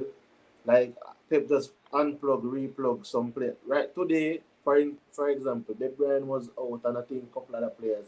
And he just inserted some players. He even started Casey Palmer today. And he had just Gabriel Jesus on the bench. So yeah, he didn't start Diaz, he didn't start Jesus, De Bruyne is out. It's a bunch of people. Yeah. Grealish didn't play. I mean, that's what I'm saying. They have 2 teams. They have depth, yeah. They have 2 teams. It's hard to compete with a team that has so much depth. I'm surprised he can maintain stability in the team, because if you're a star player, you expect to play. And if you're Sterling, you cannot be happy. That's why you're Sterling hitting out about, considering playing overseas. But I think that's the problem in Frankie. I don't think Man City has what we would call star players, in a sense, superstar players. They have a few superstar players, but then I think the majority of the players are team players. So I think it's kind of different in terms of some of them. They might be like, probably a Sterling might be agitated that he's not playing, but then you have a lot of other guys that are not really, like, will steer the boat as it would rock the boat, as you would say, if they were like at a Man U or at a Chelsea or at a Liverpool and those teams. Well, I So think I think Pep he has a lot. controls people, right? But they do complain. Silva wanted to leave in the summer, right? Silva was pushing to leave in the summer, but he wanted to go to Barca, and Barca couldn't afford him. We wanted him, but he didn't want to come to Arsenal. I guess we're not good enough. He wanted to go to Barca, but Barca can't afford him. But they've had problems in the team in terms of players complaining about playing time, but it's not as prominent like you see what Van de Beek at Man U. Right. But good players want to play. I mean, why are you going to be in a team where you're not getting game time if you're a very good player? If you're And wasting your career away. also, to Cranky and CC, persons are saying that because City doesn't employ a striker sort of system, that isn't going to be a team that can, run away with a EPL, run away with a Champions League. What say you? Because, I mean, persons are looking at football in a sense where the 4-3-3 is a good system, but you still want a striker-minded individual who will go out there and bang in, 20, close to 30 goals for the season. And then definitely City will have a talk when it comes on to the Champions League. Do you gentlemen agree with that? I think it has been proven, unless you have somebody. I mean, think about most of the teams who have won Champions League, apart from maybe Chelsea. You think about Real Madrid or Barca or Bayern. Barca had Messi, who was sort of their sort of center forward. And then they had Suarez at the same time, right? You do need that number 9 who can have pressure taken off your team because people have to focus on that 9, who can be a point person, who can hold the ball up, who can bring people into play, or who can get behind the defense. And the way City plays, they used to score more goals now. They're not scoring as much goals as they used to because they don't have that point forward. They don't have the player up front like Aguero, who you know is going to guarantee you 20 goals for the season. So they may get through and win the Premier League, for example. But the Champions League is a whole different competition, right? It's a knockout competition. And Pep always messes up, by the way. Pep always does something trying to be extraordinary, show how good he is, and mess up. So last time he played, the year before he played Fernandinho at right back, or he played a 3 at the back, some crazy formation, which made absolutely no sense. Stick with what you know, stick with what got you there, and you'll be okay. But I think that it is a factor of this in the ranking. Pep won the Champions League with probably the best team in the Champions League, or one of the best teams we have ever seen in league football, in club football. That 2009 Barca team, it seems to me that he won the Champions League on autopilot. Not saying that he's not a great coach, but 2009, that team that the Chelsea gave them a fight, but the referee and no bag of thing going. But anyway, I digress. They won. They were a better team than you. What are you talking about? That Barca team is one of the best, if not the best, team in world football. It's a ridiculous but team. they never outclassed us in a cranky. There was an opportunity and we never get a call. But I'm just saying that's football. I'm saying that Pep won Champions League with 2 of the best teams that we have ever seen. Messi at his peak and Xavi and Iniesta them at their peak. Because Xavi and Iniesta went on to win the World Cup, then went on to win the Euros again. I mean, they were strong in every position, right? Apart from maybe Sanchez and Torres outright. They had Puyol, they had Alves. They had a ridiculous team. Dani Alves, they were ridiculous. Hasn't really so if he had tinkered with that team, he could have tinkered. But I think the teams that he has now and the teams that he has had since, when he tinkers with them, it doesn't go well because they're not like the greatest team where no other team can challenge them. So a lot of times they're on the level of, for example, they're on the level of other teams. They're just a little bit better when it comes on to the domestic trophies or the domestic competitions. But when it comes on to the Champions League, they were still on the level of like a Chelsea or a Liverpool and those sides. So when they buck these teams in the knockout games, it's a little bit more difficult. I think you underestimate that Barca team. I think what happens is they were so good at keeping the ball, they think that 1-0 was a victory, but you can get the ball off them. So most teams they played, those teams that Pep had, they probably had 60% possession most games. Yeah, Even when Madrid had a very good team with a lot of star players, they still couldn't get the ball up them. they They would still dominate. couldn't manage. Yeah, They they still dominate. couldn't manage it. Iniesta and Xavi and Busquets added to that mix was ridiculous. Yeah. But I think without a striker though this season, it's kind of difficult for him. Whereas Chelsea has been playing this consistently, and Liverpool is scoring as well. Because Chelsea has scored about 30 goals or so. So they're scoring the most goals, and they're the meanest defense. So, and then Lukaku hasn't come back as yet. So it's kind of just difficult. Inside, they didn't need a 9. They didn't need a 9. They needed a Who said they 6, a didn't 9, have and 8 because they had Messi. They didn't win 6 trophies in 2011. They won it in 2009. They didn't win 6 in 2011. They won 6 of 6 in 2009 when they have Eto'o and those guys. They were Henry, Eto'o. They had a good, Yeah. Ronaldinho. And then 2015 they won 5 of 6. They never won 6 trophies in 2011, but they were very good in 2011. I think 2009 and 2015 was the best teams I've seen. Some of the best teams I've seen. The team with Neymar and Messi, Suarez and Messi was a very good team. Very good team. Yeah, that team won 5 out of 6. So that team won the next treble. They won a treble in 2009, and then they won the treble in 2015. But I think they only won the double in 2011. All right, finally, the Leeds versus Tottenham. Tottenham with a new manager. Leeds sticking with their manager. They were edged 2-1 by Tottenham Hotspur. You think this team can rise? Tottenham? Yeah. On the they have decent players, but I still think Conte.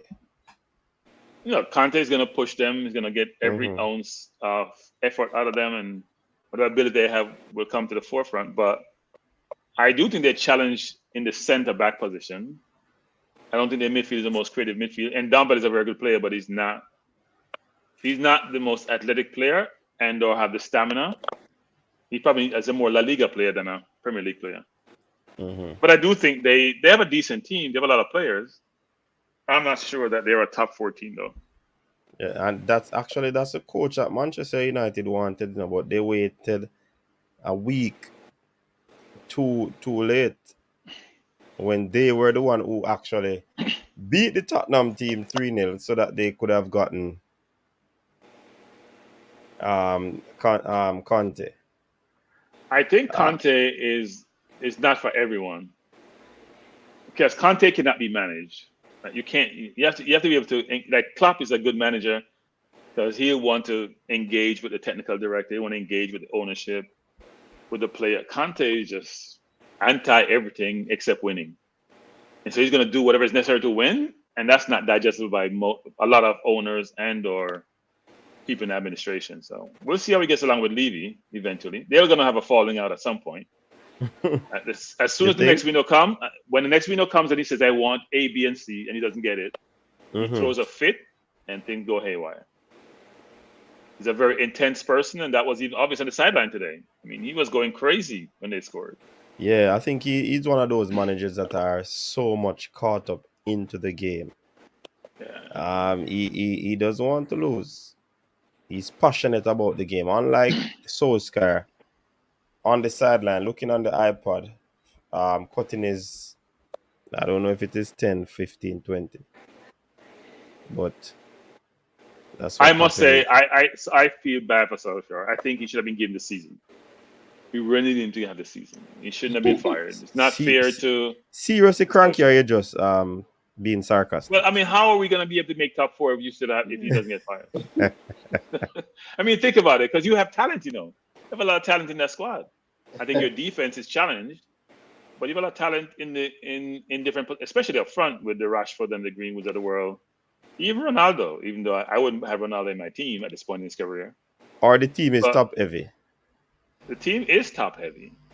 I mean, think about it. Fernandes and Ronaldo don't play defense in the coach. So in the Premier League, you're not forgiven if 2 players are not playing any defense. It's a very tough league to playing with your 2 players playing up top. just jog around, and Fernandes act like he's tackling anyone. He's just running around in a circle. And Ronaldo telling you, I'm not tackling because I'm Ronaldo. So then only 9 players to play against 11. That doesn't work. Or say 8 to play against 10, excluding the goalkeepers. That doesn't work in the league. You have to do work. Look, think about Man City. They press as a team. There's nobody on Man City's team who's not putting effort. Else he would not be on. Even Gundogan, De Bruyne. Think about those players who are probably the most athletic players. They're still putting in a shift. Mm-hmm. So you can't carry any players defensively. And frankly, Man U players. I mean, your midfield is a little challenging. Your defense is challenging. Most people think that Wan-Bissaka is too one-dimensional. Maguire is not good enough. Lindelof is not good enough. I mean, you have issues. You have issues. So it's not just your manager. You have issues. I hope it stays that way for a while, though. I hope you never get into the top 4 ever again in this lifetime. I have no problem with that. So are you going to stick around 5th position? That's a very good question. I don't know, actually. Or you'll be regressing? No, it's not regressing. We were. Coach, I think 6 is where we belong, actually. Given our team and our composition of our team, I think 6th position is probably where we more belong. Yeah. Hopefully, we overachieve and get to 4th, but I think 6 is probably a right position. We're young in a coach. We have time in a coach. We have time on our side. That's the one thing with us. We're average age 24. We have bought 6 players, and they're all in the team, and they're all playing at some point, and they're all going to get better. So it's a good thing. You can't say the same thing for your team. No, I can't. Which about ball on him, Hannibal name squad. No, yeah. With Hannibal. Tottenham, Antonio Conte.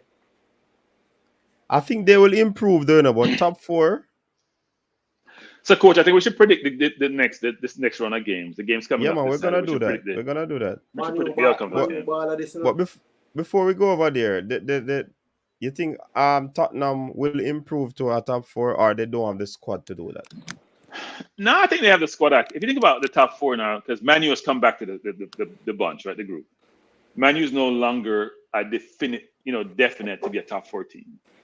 So there's one slot for about 4 or 5 teams, right? I think Wolves is moving up. I'm not sure they're there yet. So you have West Ham, Tottenham, us, Man U, I think, are the 4 teams going back for the one slot.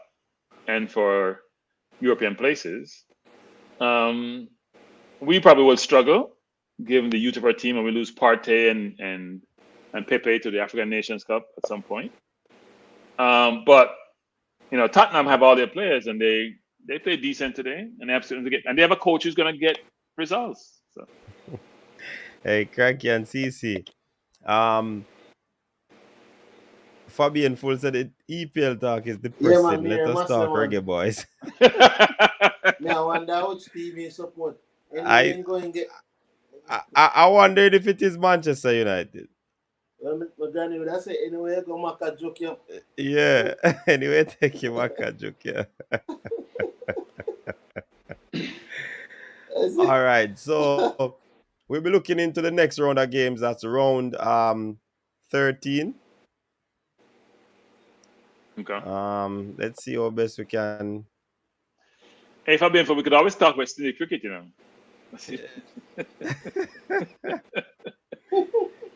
So Cranky, early Saturday morning, Cranky. Arsenal will be at home versus Newcastle. What's your prediction on that one? I'm starting with you. That's your team. I think we're going to win 2-1. My favorite player in the Premier League is St. Maximum, actually. In fact, he's my favorite player today in football, frankly. I love a player who just destroys defenders and also can be productive. So I think we'll win 2-1, actually. Newcastle midfield is a little bit weak. We're weak also. I think offensively, their defense is extremely weak. They gave up 3 goals on Saturday, really bad goals. And St. Maximum is, even though they have a couple of decent forward, Joe Linton played okay. St. Maximum was a beast, actually. And then who's playing center forward? The kid from Bournemouth to come over. From Bournemouth. Name's slipping me now. So they have a good forward line, decent forward line. But I think in their midfield, and especially in the defense is where they have vulnerabilities. So I expect us to win. So I'll say 2-1. We don't score a lot of goals, so I'm sure St. Maximin will score one against us. But another 3 points, coach, I'm kind of expecting to have. So that's going to put me up, to 23 points?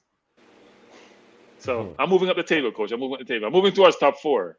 Remember, it's prediction. Don't count it yet. Oh, I should count it? I already counted it. So it better work to fruition. I already counted those 3 points. You're going 2-all. CC going 2-all. So CC, you drink when you make prediction, CC. Yeah, drink before you start make prediction. You make what? You're drinking before you make prediction. You start drinking before you make prediction. Because I know where you get 2-all from. There's no 2-all happening. We're winning that game. I see a draw. Game. So I'm not. I believe Arsenal will take it. Either Newcastle, being that they are at home, and I mean even from that performance against Liverpool, I think they want to definitely bounce back and put in a good shift. So yes, I'm thank going Andrew. Arsenal. Callum Wilson. Thanks, Andrew. See, there's a lot of informed Premier League people in the chat. So Callum Wilson is the one who plays up front for Newcastle. I think Arsenal will win about 2-0. You giving us 2-0? We'll take it. We won't complain. We'll take it. So long as we're winning, we'll take it. I don't know where CC get his prediction from, but 2-2. Like 2-2, like some dress thing. We have a day here next week, Sunday, you know. God's willing, you know. So Ian is saying 2-0 as well. First God is saying that they'll draw. All right, so next game. The mighty Liverpools, I think one of the title favorites, in my opinion, versus Southampton. I think that'll be a slaughter. I'm predicting 3-0 Liverpool. Hey, Cranky, I'm a prediction I take, you know. I think they put up more fight than we did, though. We didn't put up a fight at all. I think 3-0 as well. That's what 3-0 Liverpool. 3-0 Liverpool. Mohamed Salah will be on the score sheet again. Hey, Fresh God, you're very good at putting up likes and requests for likes, but you're not good at prediction, Fresh God. You need to work on your prediction. I would say it's another 4-0 from Liverpool for me, you know. It's another 4-0. Hey, somebody asked me a while ago, Cranky. I swing this thing across the screen. It's actually an old toothbrush. I use it to clean out the keys of the computer and the dust off my what you call it? My mixer. Yes. So that's what I'm using it to do. So you need a self-cleaning computer, coach. Huh? You need a self-cleaning computer. Yeah, probably. Probably when they make it. Yeah, man. I think yes, Pagan. Remember, I said the toothbrush get out the dust easily, you know. Yes, Ian. I think Liverpool will go 4 goals again. Will Southampton score? You say they will score. I don't think that they will score. Robert is saying 5-0 to Liverpool. But everybody is predicting a Liverpool to win. You know, we should have Cranky taking notes. Yeah, somebody's predictions. No, because I. All right, we're not. Claudine saying, I remember Claudine H saying it's 5. Probably not. Okay. I mean, they lost to West Ham the week before. You know, we forget before the international break they lost to West Ham. Mm-hmm. They're not invincible. Southampton are not playing bad, but they're going at Anfield, and that's one of the thing that I believe will cause them to lose. Norwich versus Wolves. 2-1 Norwich. I stick to my guns. No, man. I think Wolves is gonna be 2-1. 2-1 Wolves. New manager Bones. Wolves are playing well, you know. Yeah, man. I think Wolves are going to roll out that one. Wolves are playing well. Wolves should be able to beat Norwich. I don't think that should be a difficult game for them. They're not scoring a lot of goals, but they're playing well. Yeah, at least 2-1. Yeah, I'll say 2-0 Wolves. I don't think they'll score against Wolves. I'll say 2-0 Wolves. Brain Dream said he's at work on a Sunday night. Wow. What kind of work is that? Peeny Wally thing. I call Peeny. Well, why not buckle CC? Andrew Nicholas, Nicholas, I think you're rampa, yeah, buckle king, you know. Why they buckling CC? And that me I say. I was in Norwich thing. I know. Well, you said not because you said Norwich will get a good outcome. I must that something. I want them Norwich. Them no want like them have something against Norwich. Like Norwich a challenge to title. Norwich in a title conversation. Oh, Andrew said cause him said 2-1 Norwich. Oh, okay. Oh, Well, I mean, it's your it's a prediction. prediction, you know, Andrew. It's a prediction. We don't know why about buckling. You can't predict your words. Hey, You can't predict no hit. Andrew, I control you. Andrew, behave yourself. Behave yourself. What kind of buckle? No buckle throwing You don't know tonight. the thing named pre. The prefix pre. Hey, Claudine, I took my 4 love well. I accepted it and I moved on. Hold on, You do the Claudine same. just You do reached. the same. You do the same, Claudine. We talk about next week, Claudine. That's past. That's history. Yeah. Just like Sarkar. Just like Maguire. Crystal like Palace, Manu. Aston Villa. That's a tough game. Tough game for real, you know. I'm going for Crystal Palace. The worst this game can end would be a draw, but I'm going for Crystal Palace. Handing Steven Gerrard his first loss of the EPL. I'm going for a draw. And I think it's gonna be 2-2.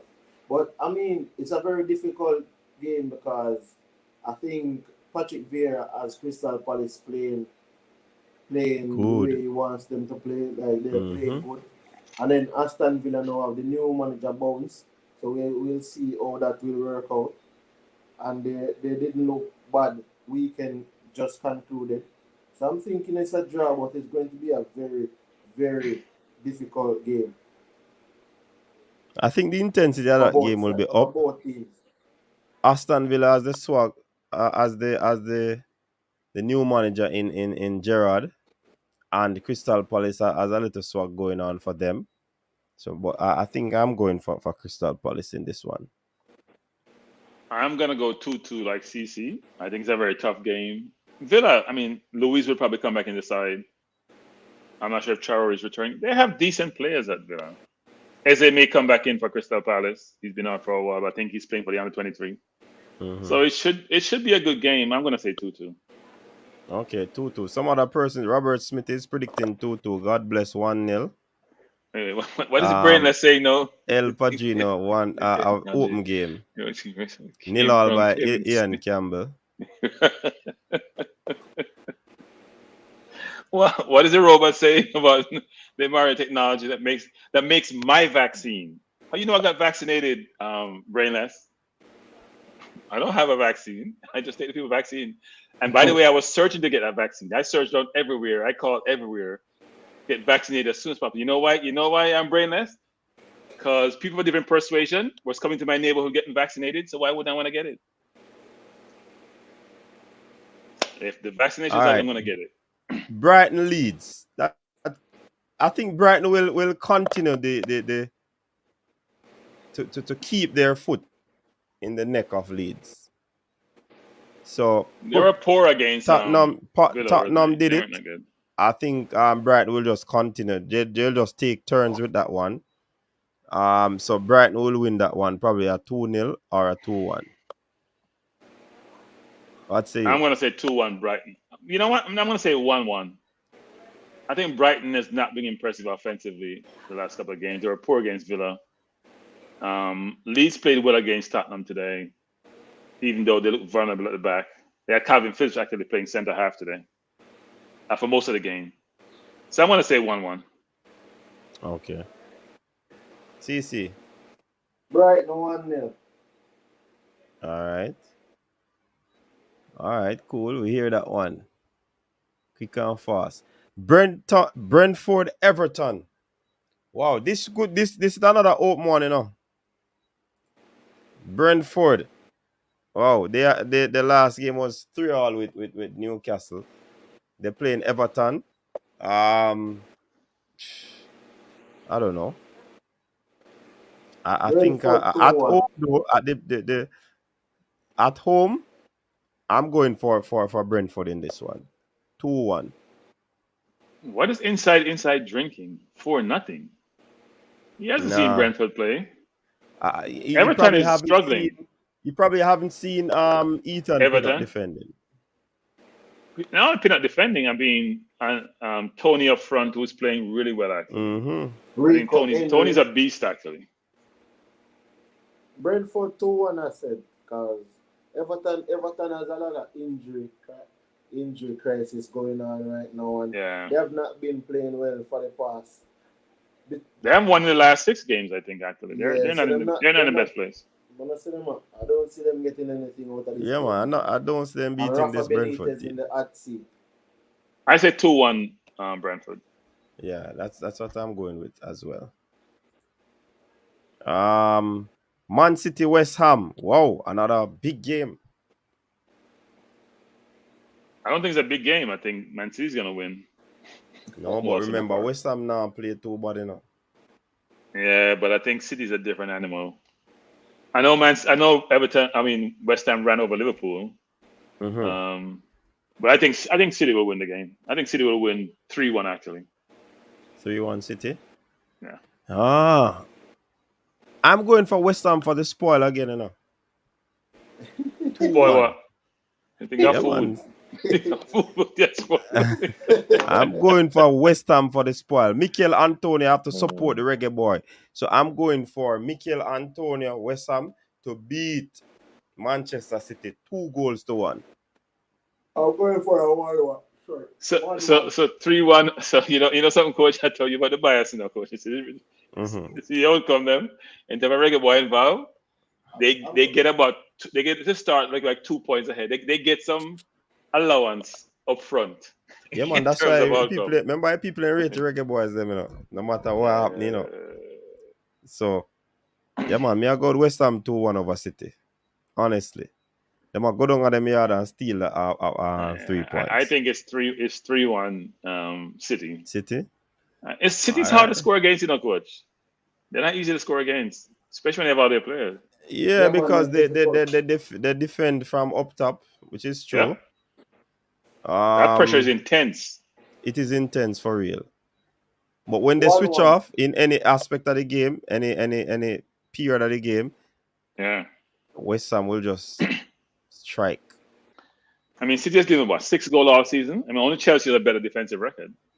Chelsea's given up 4. City's given up 6 goals in 12 games. So they're not giving up a lot of goals. One goal 1-1 every me 2 have them. games. Coach, Hmm? inside, I said, look, Me see it, ironically, I man. support. Me see it, man. Who Aston Villa play again?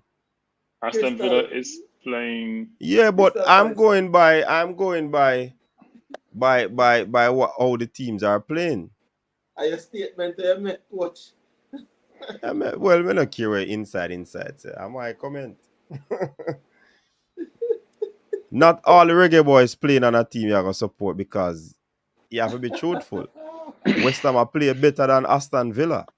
So Come on, he's calling you inside. out. Inside. I'm gonna send you outside.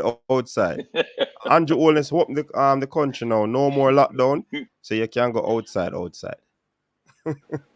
We change your name from inside to outside.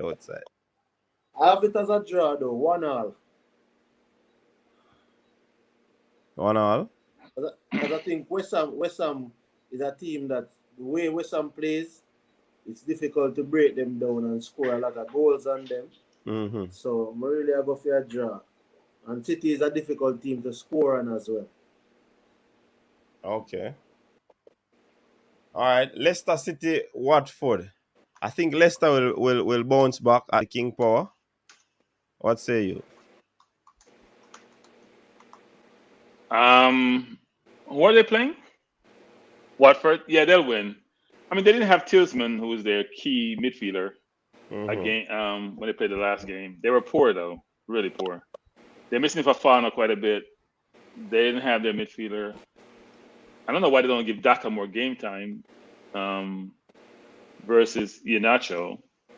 And they didn't play good on the wings either. So I mean, I don't know. Brendan Rodgers is running into what he normally does every year. He always has these patches where they run into trouble. And Last 2 years they missed top 4 because they choked at the end. So And that's why I hear people talking Chelsea, the about panel is the man Brendan choking up Rodgers Frankie. to Man U. Huh? Me not think me not like him, man. Me remember he had Liverpool now, even though he built a very good unit at Liverpool for Klopp too. You know? He did have Sterling was when what, Yeah. 17, 18-year-old then, and if Gerrard didn't slip, they would have won that year. Yeah, but When I he slipped mean, and Chelsea Gerrard scored. even gave Didier Drogba ball for go score, so we know win the title. That's why I mean I like Chelsea. That's Why why I does mean I Manu like always Liverpool. coach? How do we get to Manu, coach? I thought we are talking about how do we We get No, Manu? because there, bro. they're linking Brendan Rodgers to the United job, and that's what I'm saying. Oh, I'm I not don't too think he's gonna interested. take it. He didn't want No, a job with Arsenal. I'm not sure why he didn't want to come to us. I mean, we have more money no, it's not about the money. It's Leicester. about No, money yeah, buys players. That you yeah. need But to go. Leicester is a better team, I think he believes, than Arsenal. So Where they in the table? I thought where they in the table, coach? you can check. I It's don't not know. where it's not where you are. It's where you finish, Cranky. Really? Yeah, at 12 I games see. gone in Wait, a season, hey, coach. I see Chelsea, Man City, Liverpool are the top three. I think they're gonna finish in that position. We like where we are. We prefer to be where we are now than someplace else. Okay, Leicester We're to in win, okay. fifth. cause Huh? Watford seem to be a flip-flop team. Like, them win 5-2 against Everton, then lose 3 games, 1-1-0, then them beat a big game. What? Who is that? Leicester. Leicester, you're Leicester talking, must have. CC? Yeah, no, I'm saying Watford will lose this game because they seem to be a flip-flop team. Oh, They like a won yo-yo. 5-2 against Liverpool, then they lost the next 2 games 1-1 each, and then they beat Man U 4-1. So they seem to win every 2 or 3 games after. So Okay. All right. Let's jump on over to Burnley Tottenham. I'm going for Tottenham for this win. They will continue getting 3 points, especially with this Burnley team. But if this Burnley team get a good result, then I won't be surprised. Because sometimes Burnley play these teams, them just have a way of upsetting, beating, yeah, no, kicking how we over have, the apple cart. You know what I mean? yeah, no, So we have I'm upsetting the going apple for Tottenham, probably on a 2-0 from Tottenham. What say you, CC? Yeah, I'm going for Tottenham as well. But as I said, if Burnley wins, it's no surprise because Burnley has a way of eking out certain results. But I think at this point in the season, I don't see them getting a result against Tottenham. And I think Mm-hmm. Tottenham will be like fully drilled. Tottenham is getting there in terms of being drilled by Antonio Conte. So I'm giving Tottenham a 2-0 victory as well. Okay. All right. So we agree on that one there. Match Quickly of the day. over. Eh. Oh my. Match of Oh the my. day. Manchester United will be at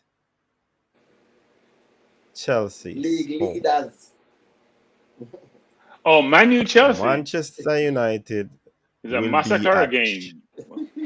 It's the team that has their coach fired versus the formidable, the informed, the team that is playing awesome football in Chelsea.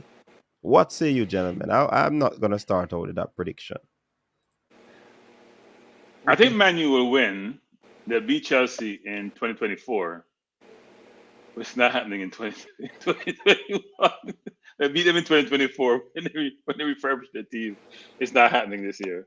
So I'm going to predict Chelsea 3-1. They're not beating them this year. I don't see it happening. Huh. Right now, I got Chelsea 3-0 because we only have conceded 1 goal from open play so far. I highly doubt United might score on us from open play. But if they score, I'm not surprised because they have the attacking prowess to score on a team, right? So I'm gonna really Mm-hmm. pick with that. But United at this current moment that they're in, like the phase that they're in right now, with an interim coach which is the same coaching staff. I don't see them winning this game or getting a result out of this game. So we're going to start rebuilding in a week 14. 3-0 Chelsea. But coach, if you talk about man, you Mhm. should rebuild. You know, you paid about 50 mil for Wan-Bissaka, about 80 for Maguire. How many years Paid ago? about wait. No, coach, Mr. The squad that you have, the money. No, only years ago. Okay. Wan-Bissaka is only 2 years ago. Maguire is Mm-hmm. only about 2.5 years ago. Fred is about 50 mil. Fernandez is Maguire about what? robbery. That's close to 50 mil. You spend a lot of money on a coach. Yeah, Pogba was man. what 89 mil years ago, but it's Yeah. still a lot of money. It's not money; it's a problem. It's No. quality players. So that's where we're gonna rebuild in the coaching staff. I believe though Chelsea will win 4-0. Yeah, man. Chelsea are gonna give it 4-0.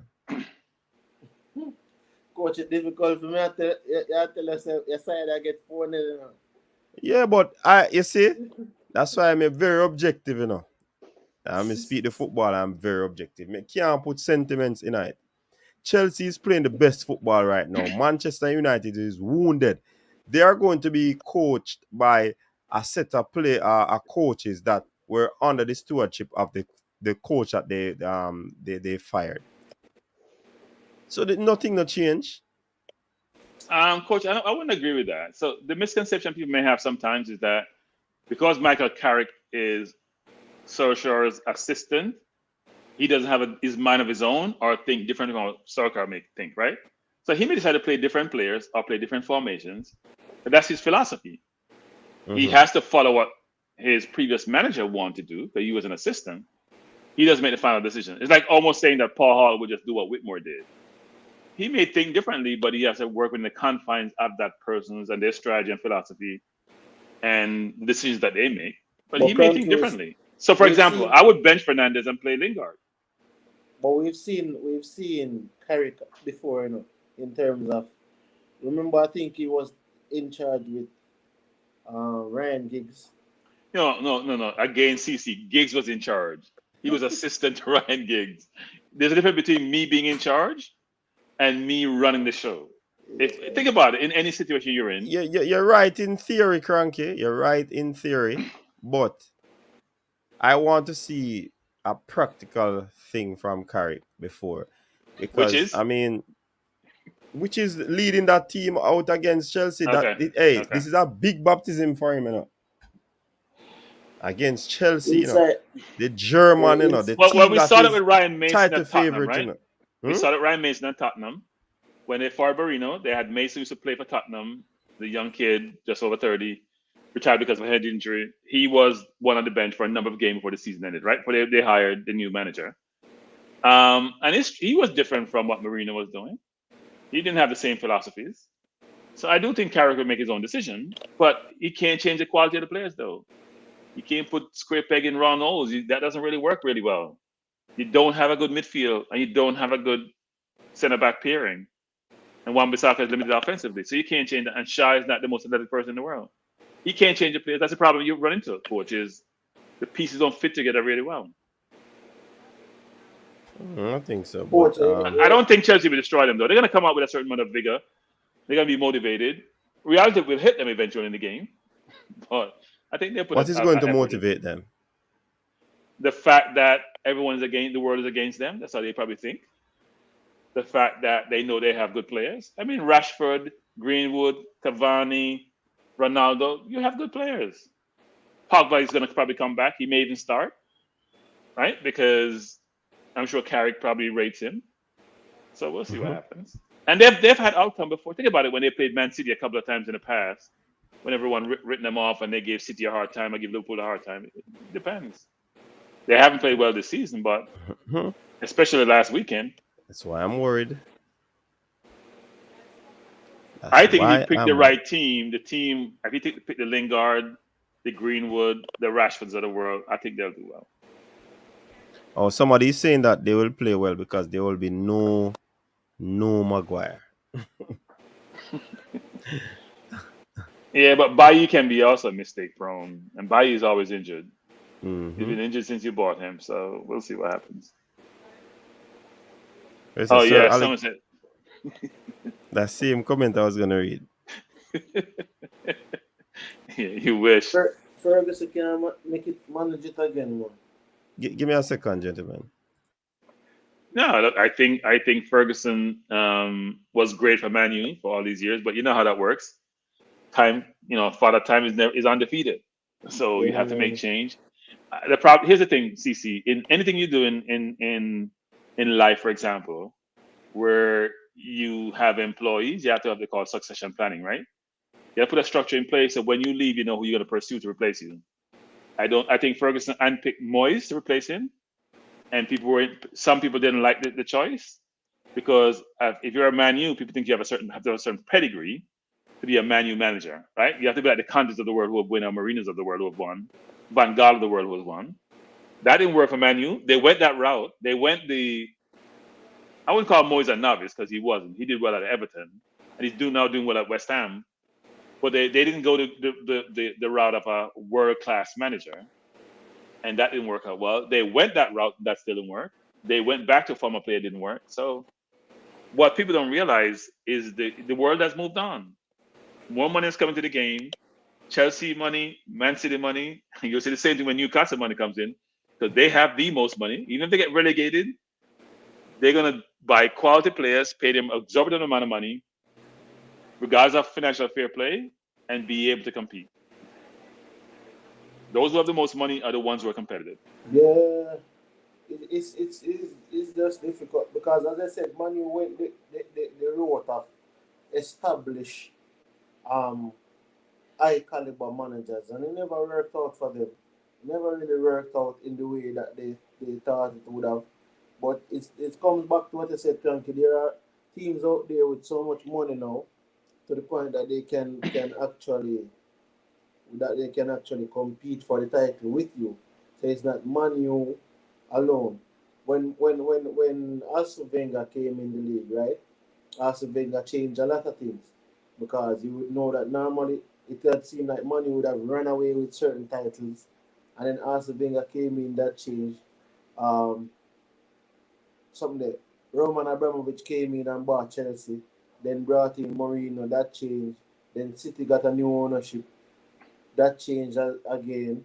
So it's but earlier, Man U could have won 3 titles and the bounce. But right now, it's more difficult to win the league than it was before. So Man U is expecting to win the league when they should just focus on trying to compete for the league.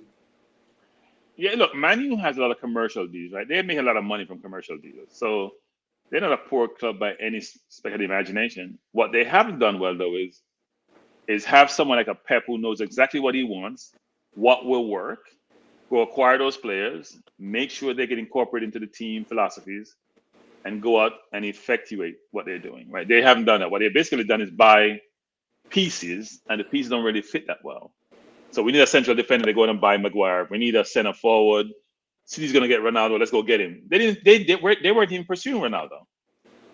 They But had but Cavani there, and they had Greenwood, and they went and pursued Ronaldo, which but I wasn't a want to need. know, why did they buy Maguire after when Mourinho asked for Maguire? Mourinho asked for Maguire, and they never Yeah, but gave that's part of the Mourinho. problem, right? Which They is, never.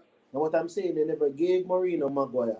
yeah, So why go and give Ole Maguire? don't know. Say Go ahead. Mourinho asked for Boateng. Mourinho asked for even Varane. You know, say a lot of these players that they brought in, Legendary preferences. a lot of these players that they brought in, Yeah. asked for these players, and they never gave him to him. So it seemed to me like Cranky that they still went on the list that Ozzy left. It seemed to me that Ozzy left a transfer list when he was leaving, and they just thought that they would just buy these players and it would work out. But maybe those were the players that he wanted and would have fit his system that he wanted to implement, and not necessarily Ole's system.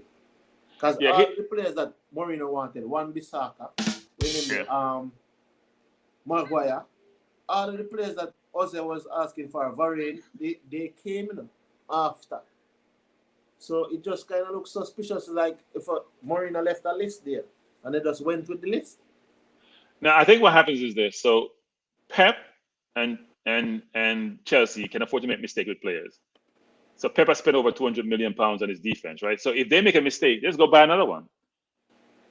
They just go buy somebody else. You know, if Masinga doesn't, what's his name, didn't work out, they go buy somebody. If the kid from Argentina doesn't work out, they go buy somebody else. They just replace them. It's not a big deal. 50 million is not a big deal if you are worth how many billions. But Man U makes more than money from commercial deals. They don't have that same luxury to just go buy players, and if they don't work out, just replace them. Chelsea does that because Abramovich, it wasn't his money in the first place, so he can spend it any way he wants to. He got money that wasn't his. He doesn't mind spending his money. You know, he just changes coaches like he changes his shirt. Most teams are not doing that because you got to pay off those managers, and they can't afford to do that. So you can't compare anybody with Chelsea and Man. Well, maybe Newcastle will be a good comparison, given that they're owned by a sovereign fund. But it's tough for the other teams like us and even Man U to a lesser extent to compete. But money thing is essential though, because I think Real Madrid modeled their thing off of Manchester United in terms of commercial revenue and those things. So United basically is making money off the pitch, but the product on the pitch not that great. Well, the perfect example of a team that was poorly run was Barcelona, right? Which are basically bankrupt. They're lucky that they're not a traditional business, as they'd be out of business. They're basically bankrupt. They spend money exorbitantly.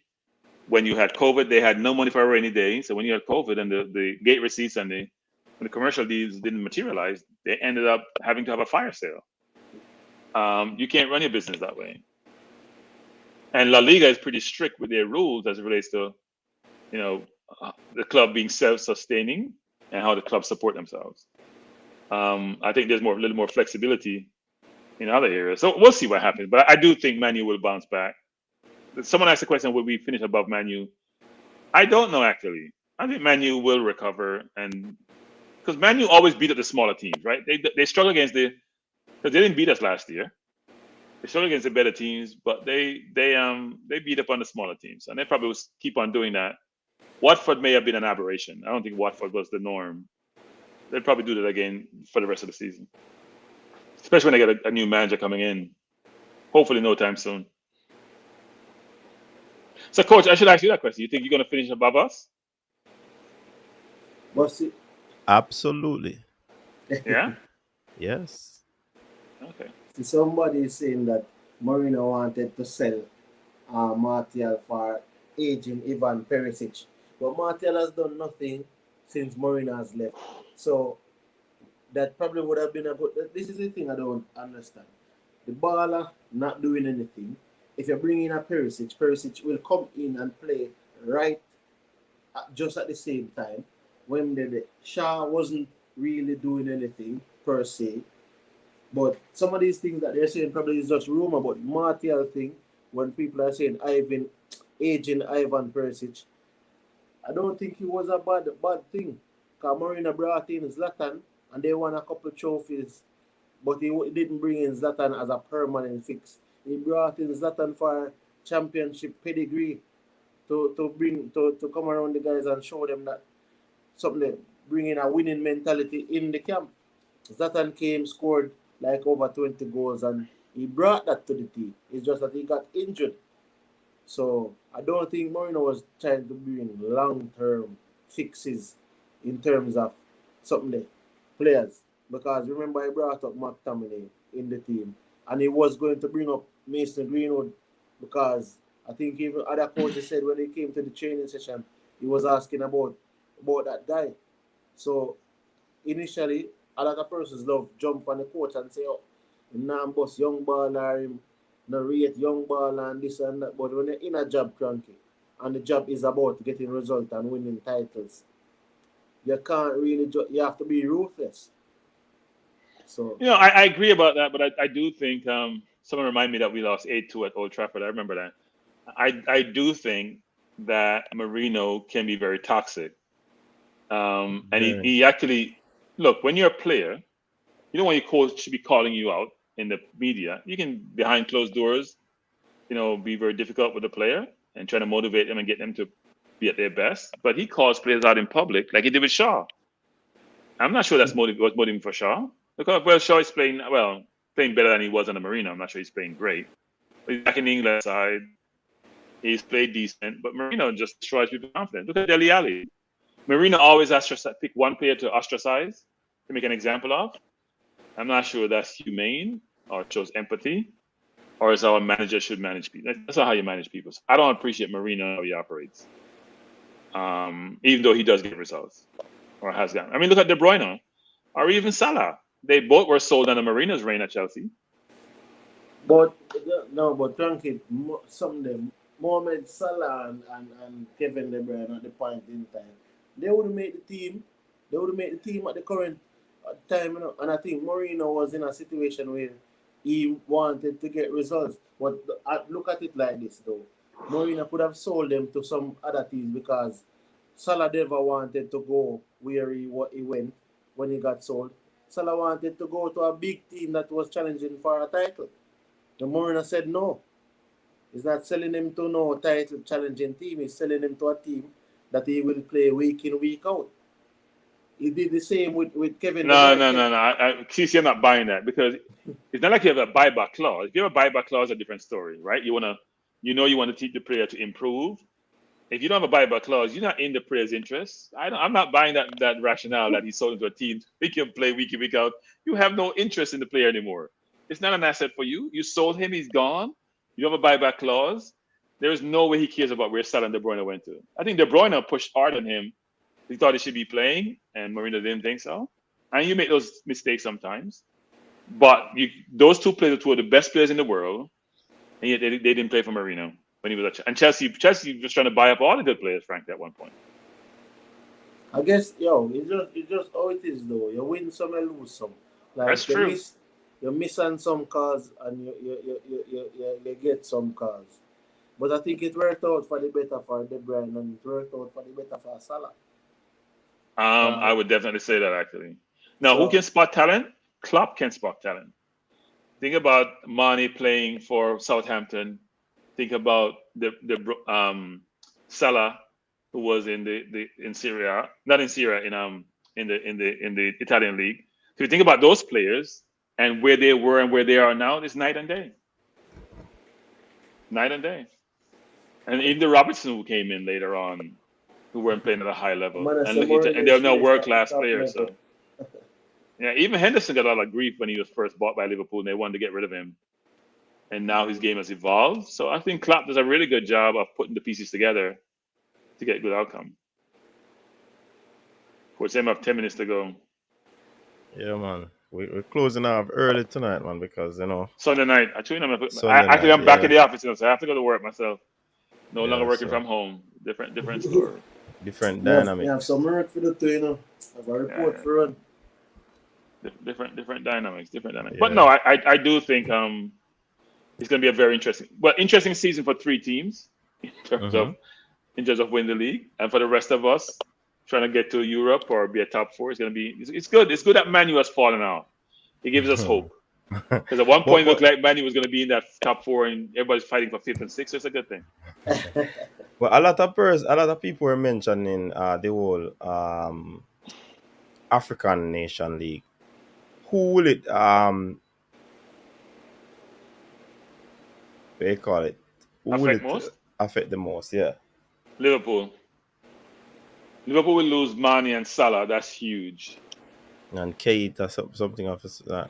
He doesn't play as much, so he's less of a loss, right? They have Oxlade-Chamberlain replacing him, but your two best players, or two of your three best players, you lose. That's big. I mean, they have Firmino and Jota can play out wide. I don't know who's going to play on the right. Maybe they have Origi, put him in the center and play Jota and around him. But they'll be challenging. It's a whole month, It's the month of January. That's a big loss actually for those teams. Can't hear your coach. So like I'm mad when I talk to yourself, And you have to look up at the ear too. That make it even worse. Sometimes I have a reason with yourself, man. By United, my support, So I'm saying that how many games will we have in in January. And it depending on how the Christmas fixture is, if they can keep it close and the amount of games are in January. And of course, that teams will have their slip up because Coach, a month in the Premier League for those top three teams is a lifetime. A lifetime. Think about it. Because those three teams are on a winning run now. They're not looking back. because Us by are the end not of that December, great. you'll be halfway in the league, right? Yeah. Well, the league finished about May. So yeah, almost halfway No. because we started August. Yeah, man. Yeah. Almost halfway. And the Christmas period is, as you know, is a very intense period. Intense. So at least they'll be here Games for the after Christmas period. games. Yeah. But also Liverpool has Champions League too. It's not just Mm-hmm. it's not just the Premier Chelsea League. has Champions League too. Yeah, but Chelsea's not losing too many people. Key people. And all of those top three. So you think Arsenal or Tottenham or West Ham will really creep up, or Manchester No, United? we're losing Partey. We're losing Partey. So that's a big loss for us, even though he was awful. And I lose something like to Pepe. Partey, Pepe, and maybe El Nene. So we would probably lose about 3 players, I think. So we'll be challenged. But no, I mean, will the teams creep up? They're creeping up to 4th. That's where the only thing they're going to creep up to. Not top 3. Here, Nicholas is saying the season will finish in November. If Man U gets a good interim, then they will finish in the top 4. Clip that.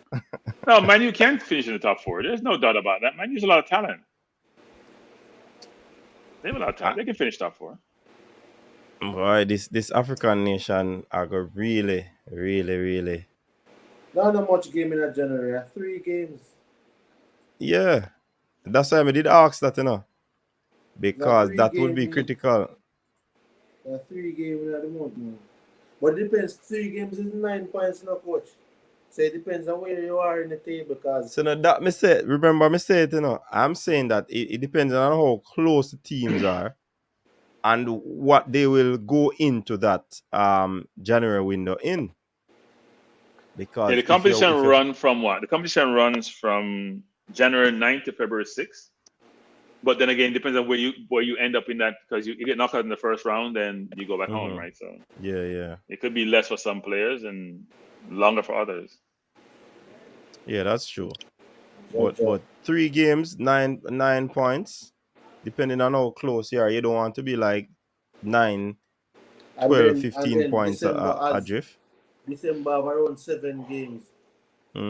That's a maximum of 21 points that you can attain there. December is intense, very intense. Always intense. Yeah. So it depends how the December fixtures turn out. When the table turns out in January, in the new year, then we'll see. Well, I think Chelsea is separate, but I think myself and coach are fighting for 4th. Well, we look like we're fighting for 4th. We'll see what happens come in December. So you're ruling out West Ham? No, West Ham is in there. West Ham is in there. West Ham is in there. We're there. You're there. There's about 4 or so teams. I mean, I thought Everton was going to be there, but they have fallen off significantly. Wolves is creeping up. So Wolves have some very good players, especially some Portuguese players. But I'm not sure they have the squad strength to allow them to get to the top 4. But no, it's up for grab. Leicester may come back. I mean, they're in a lot of it. They have a good squad. They have some injuries. We're not worrying about Leicester. Leicester always not able to hold up, finish off the season in the position that they are. But we may go spend some money in January again. We're thinking about it. I'm thinking about spending some money in January. So I need a center forward. My center forward is not good enough. I need a center forward. All right. We'll see what happens. So we're closing off now, gentle people. This has been a good little chat. I want CC and Cranky just to give their final thoughts on the round of games that are coming up, and if they can just talk about, in a nutshell, the games that went on before now. Go ahead, CC. The Premier League games. Yeah, man. My last thing is just based on the round of fixtures that just went, where we can see that the table is kind of still close in terms of where Chelsea and Liverpool and City are. So the league isn't to win. The league isn't to win in November or December. The league is normally won in the latter parts, like January, in the Aprils or so, the latter part of the season. A minor abnormality with Man City that they want run away with the league, but the league is pretty close in terms of first to third, and then in terms of the fourth place finish, it's pretty fluid in the West Ham, Arsenal, Manchester United category. Then you have the bottom of the table that's shaping up to look like a real competition, real sprint out of the blocks in the coming months, because Newcastle have January transfer window coming up with their budget, and they seem to have started to score some goals, so that's pretty interesting. Norwich has gotten a new coach and they seem to turn a new leaf, so there's interest there as well. Both at home are in the bottom half of the table. Then you have Aston Villa trying to turn a new page. Seem like they don't want to be in the scrap at the end of the season. So I would just say it's been a pretty entertaining weekend. We got two very thrilling, enthralling games in the 3-all with Brentford and the 3-all with Newcastle. So we got a pretty enthralling game in that fixture. All in all, it was a busy weekend for a lot of teams and great weekend for some new managers in the Steven Gerrards and the Dean Smith in their new teams. So as we say now, you can just like, share, subscribe, comment, tell a friend to tell a friend to tell a friend, and get this thing out there and broadcasting. All right, respect CC. Cranky. So I'll say, look, the season has gone on. It's been an interesting season. The teams we expect to compete for the top four or to win the league, the top three, City, Liverpool, and Chelsea, are where we expect them to be. Maybe not in that same order, but they're where we expect them to be. Man U has disappointed so far because with Ronaldo joining, there's an expectation that Man U would be able to compete, but their team is really unbalanced. Last weekend was not indicative of how the season will go. I mean, Chelsea looked impenetrable. They looked really well situated. They looked very balanced. City was their normal dominant self. Liverpool didn't play anybody this last weekend, so we can't really comment on Liverpool. And Watford didn't play anybody either, so we can't really comment on Man U. So I don't see where those teams are going, both Man U and us. But I think West Ham, us, Man U, and Tottenham will be fighting for the fourth position. And maybe even Crystal Palace may come up in that mix, actually. And even Leicester. I'm not counting Leicester out. Because if you go away from the top three, teams are pretty bunched up.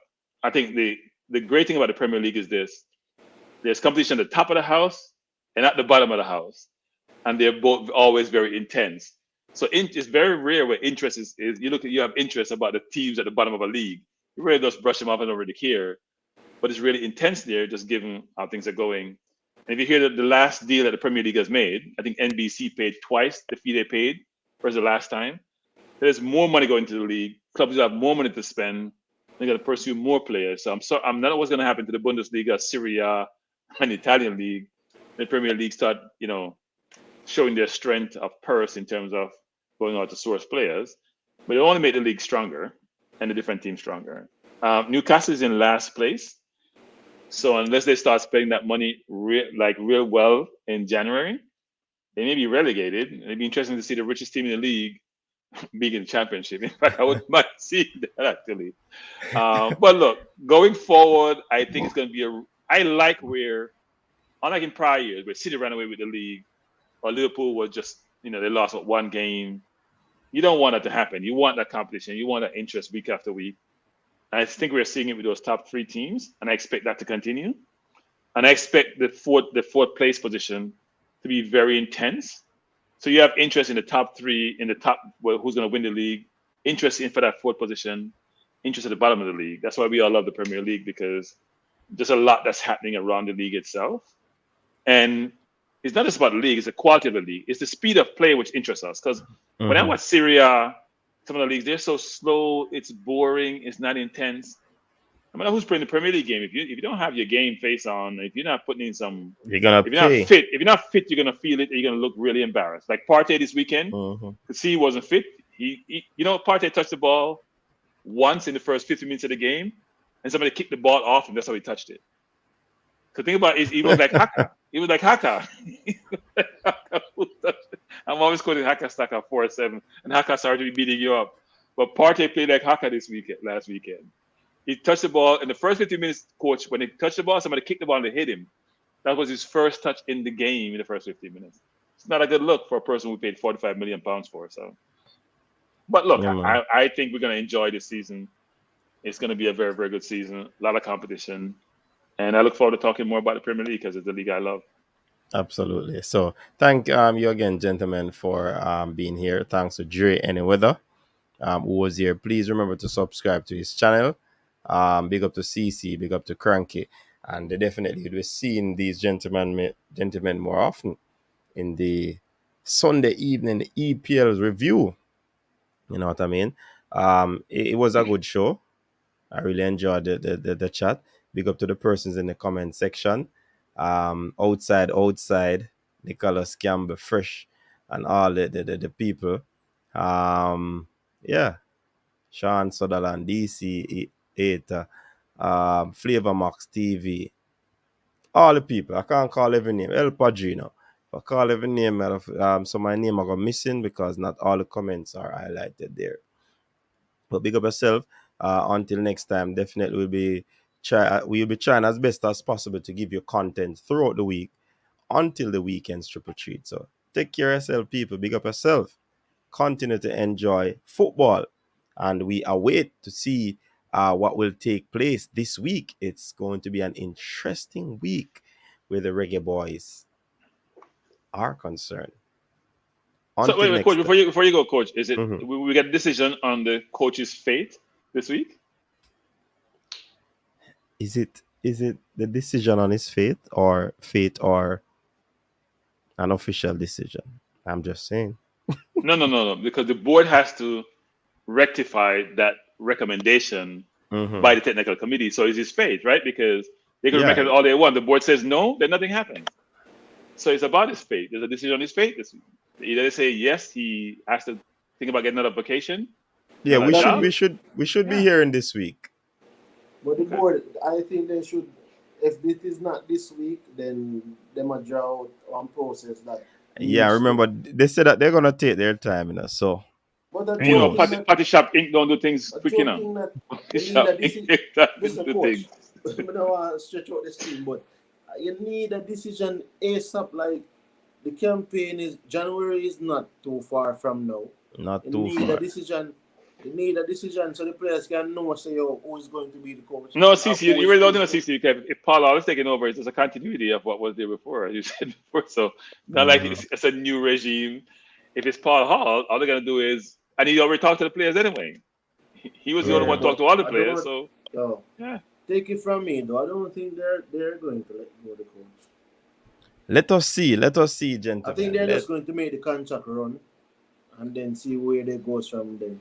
Because there's a 1 year left on the contract. So it's pretty much. Let us see, though, coach, as I said. We will see. We will see. And debate after the official statement. All right. Big up yourself again, people. Until next time, style and flavor. Your style and your flavor make the city rock. They must say the season come out with a bang. Coach Minzy, best round here. Remember that.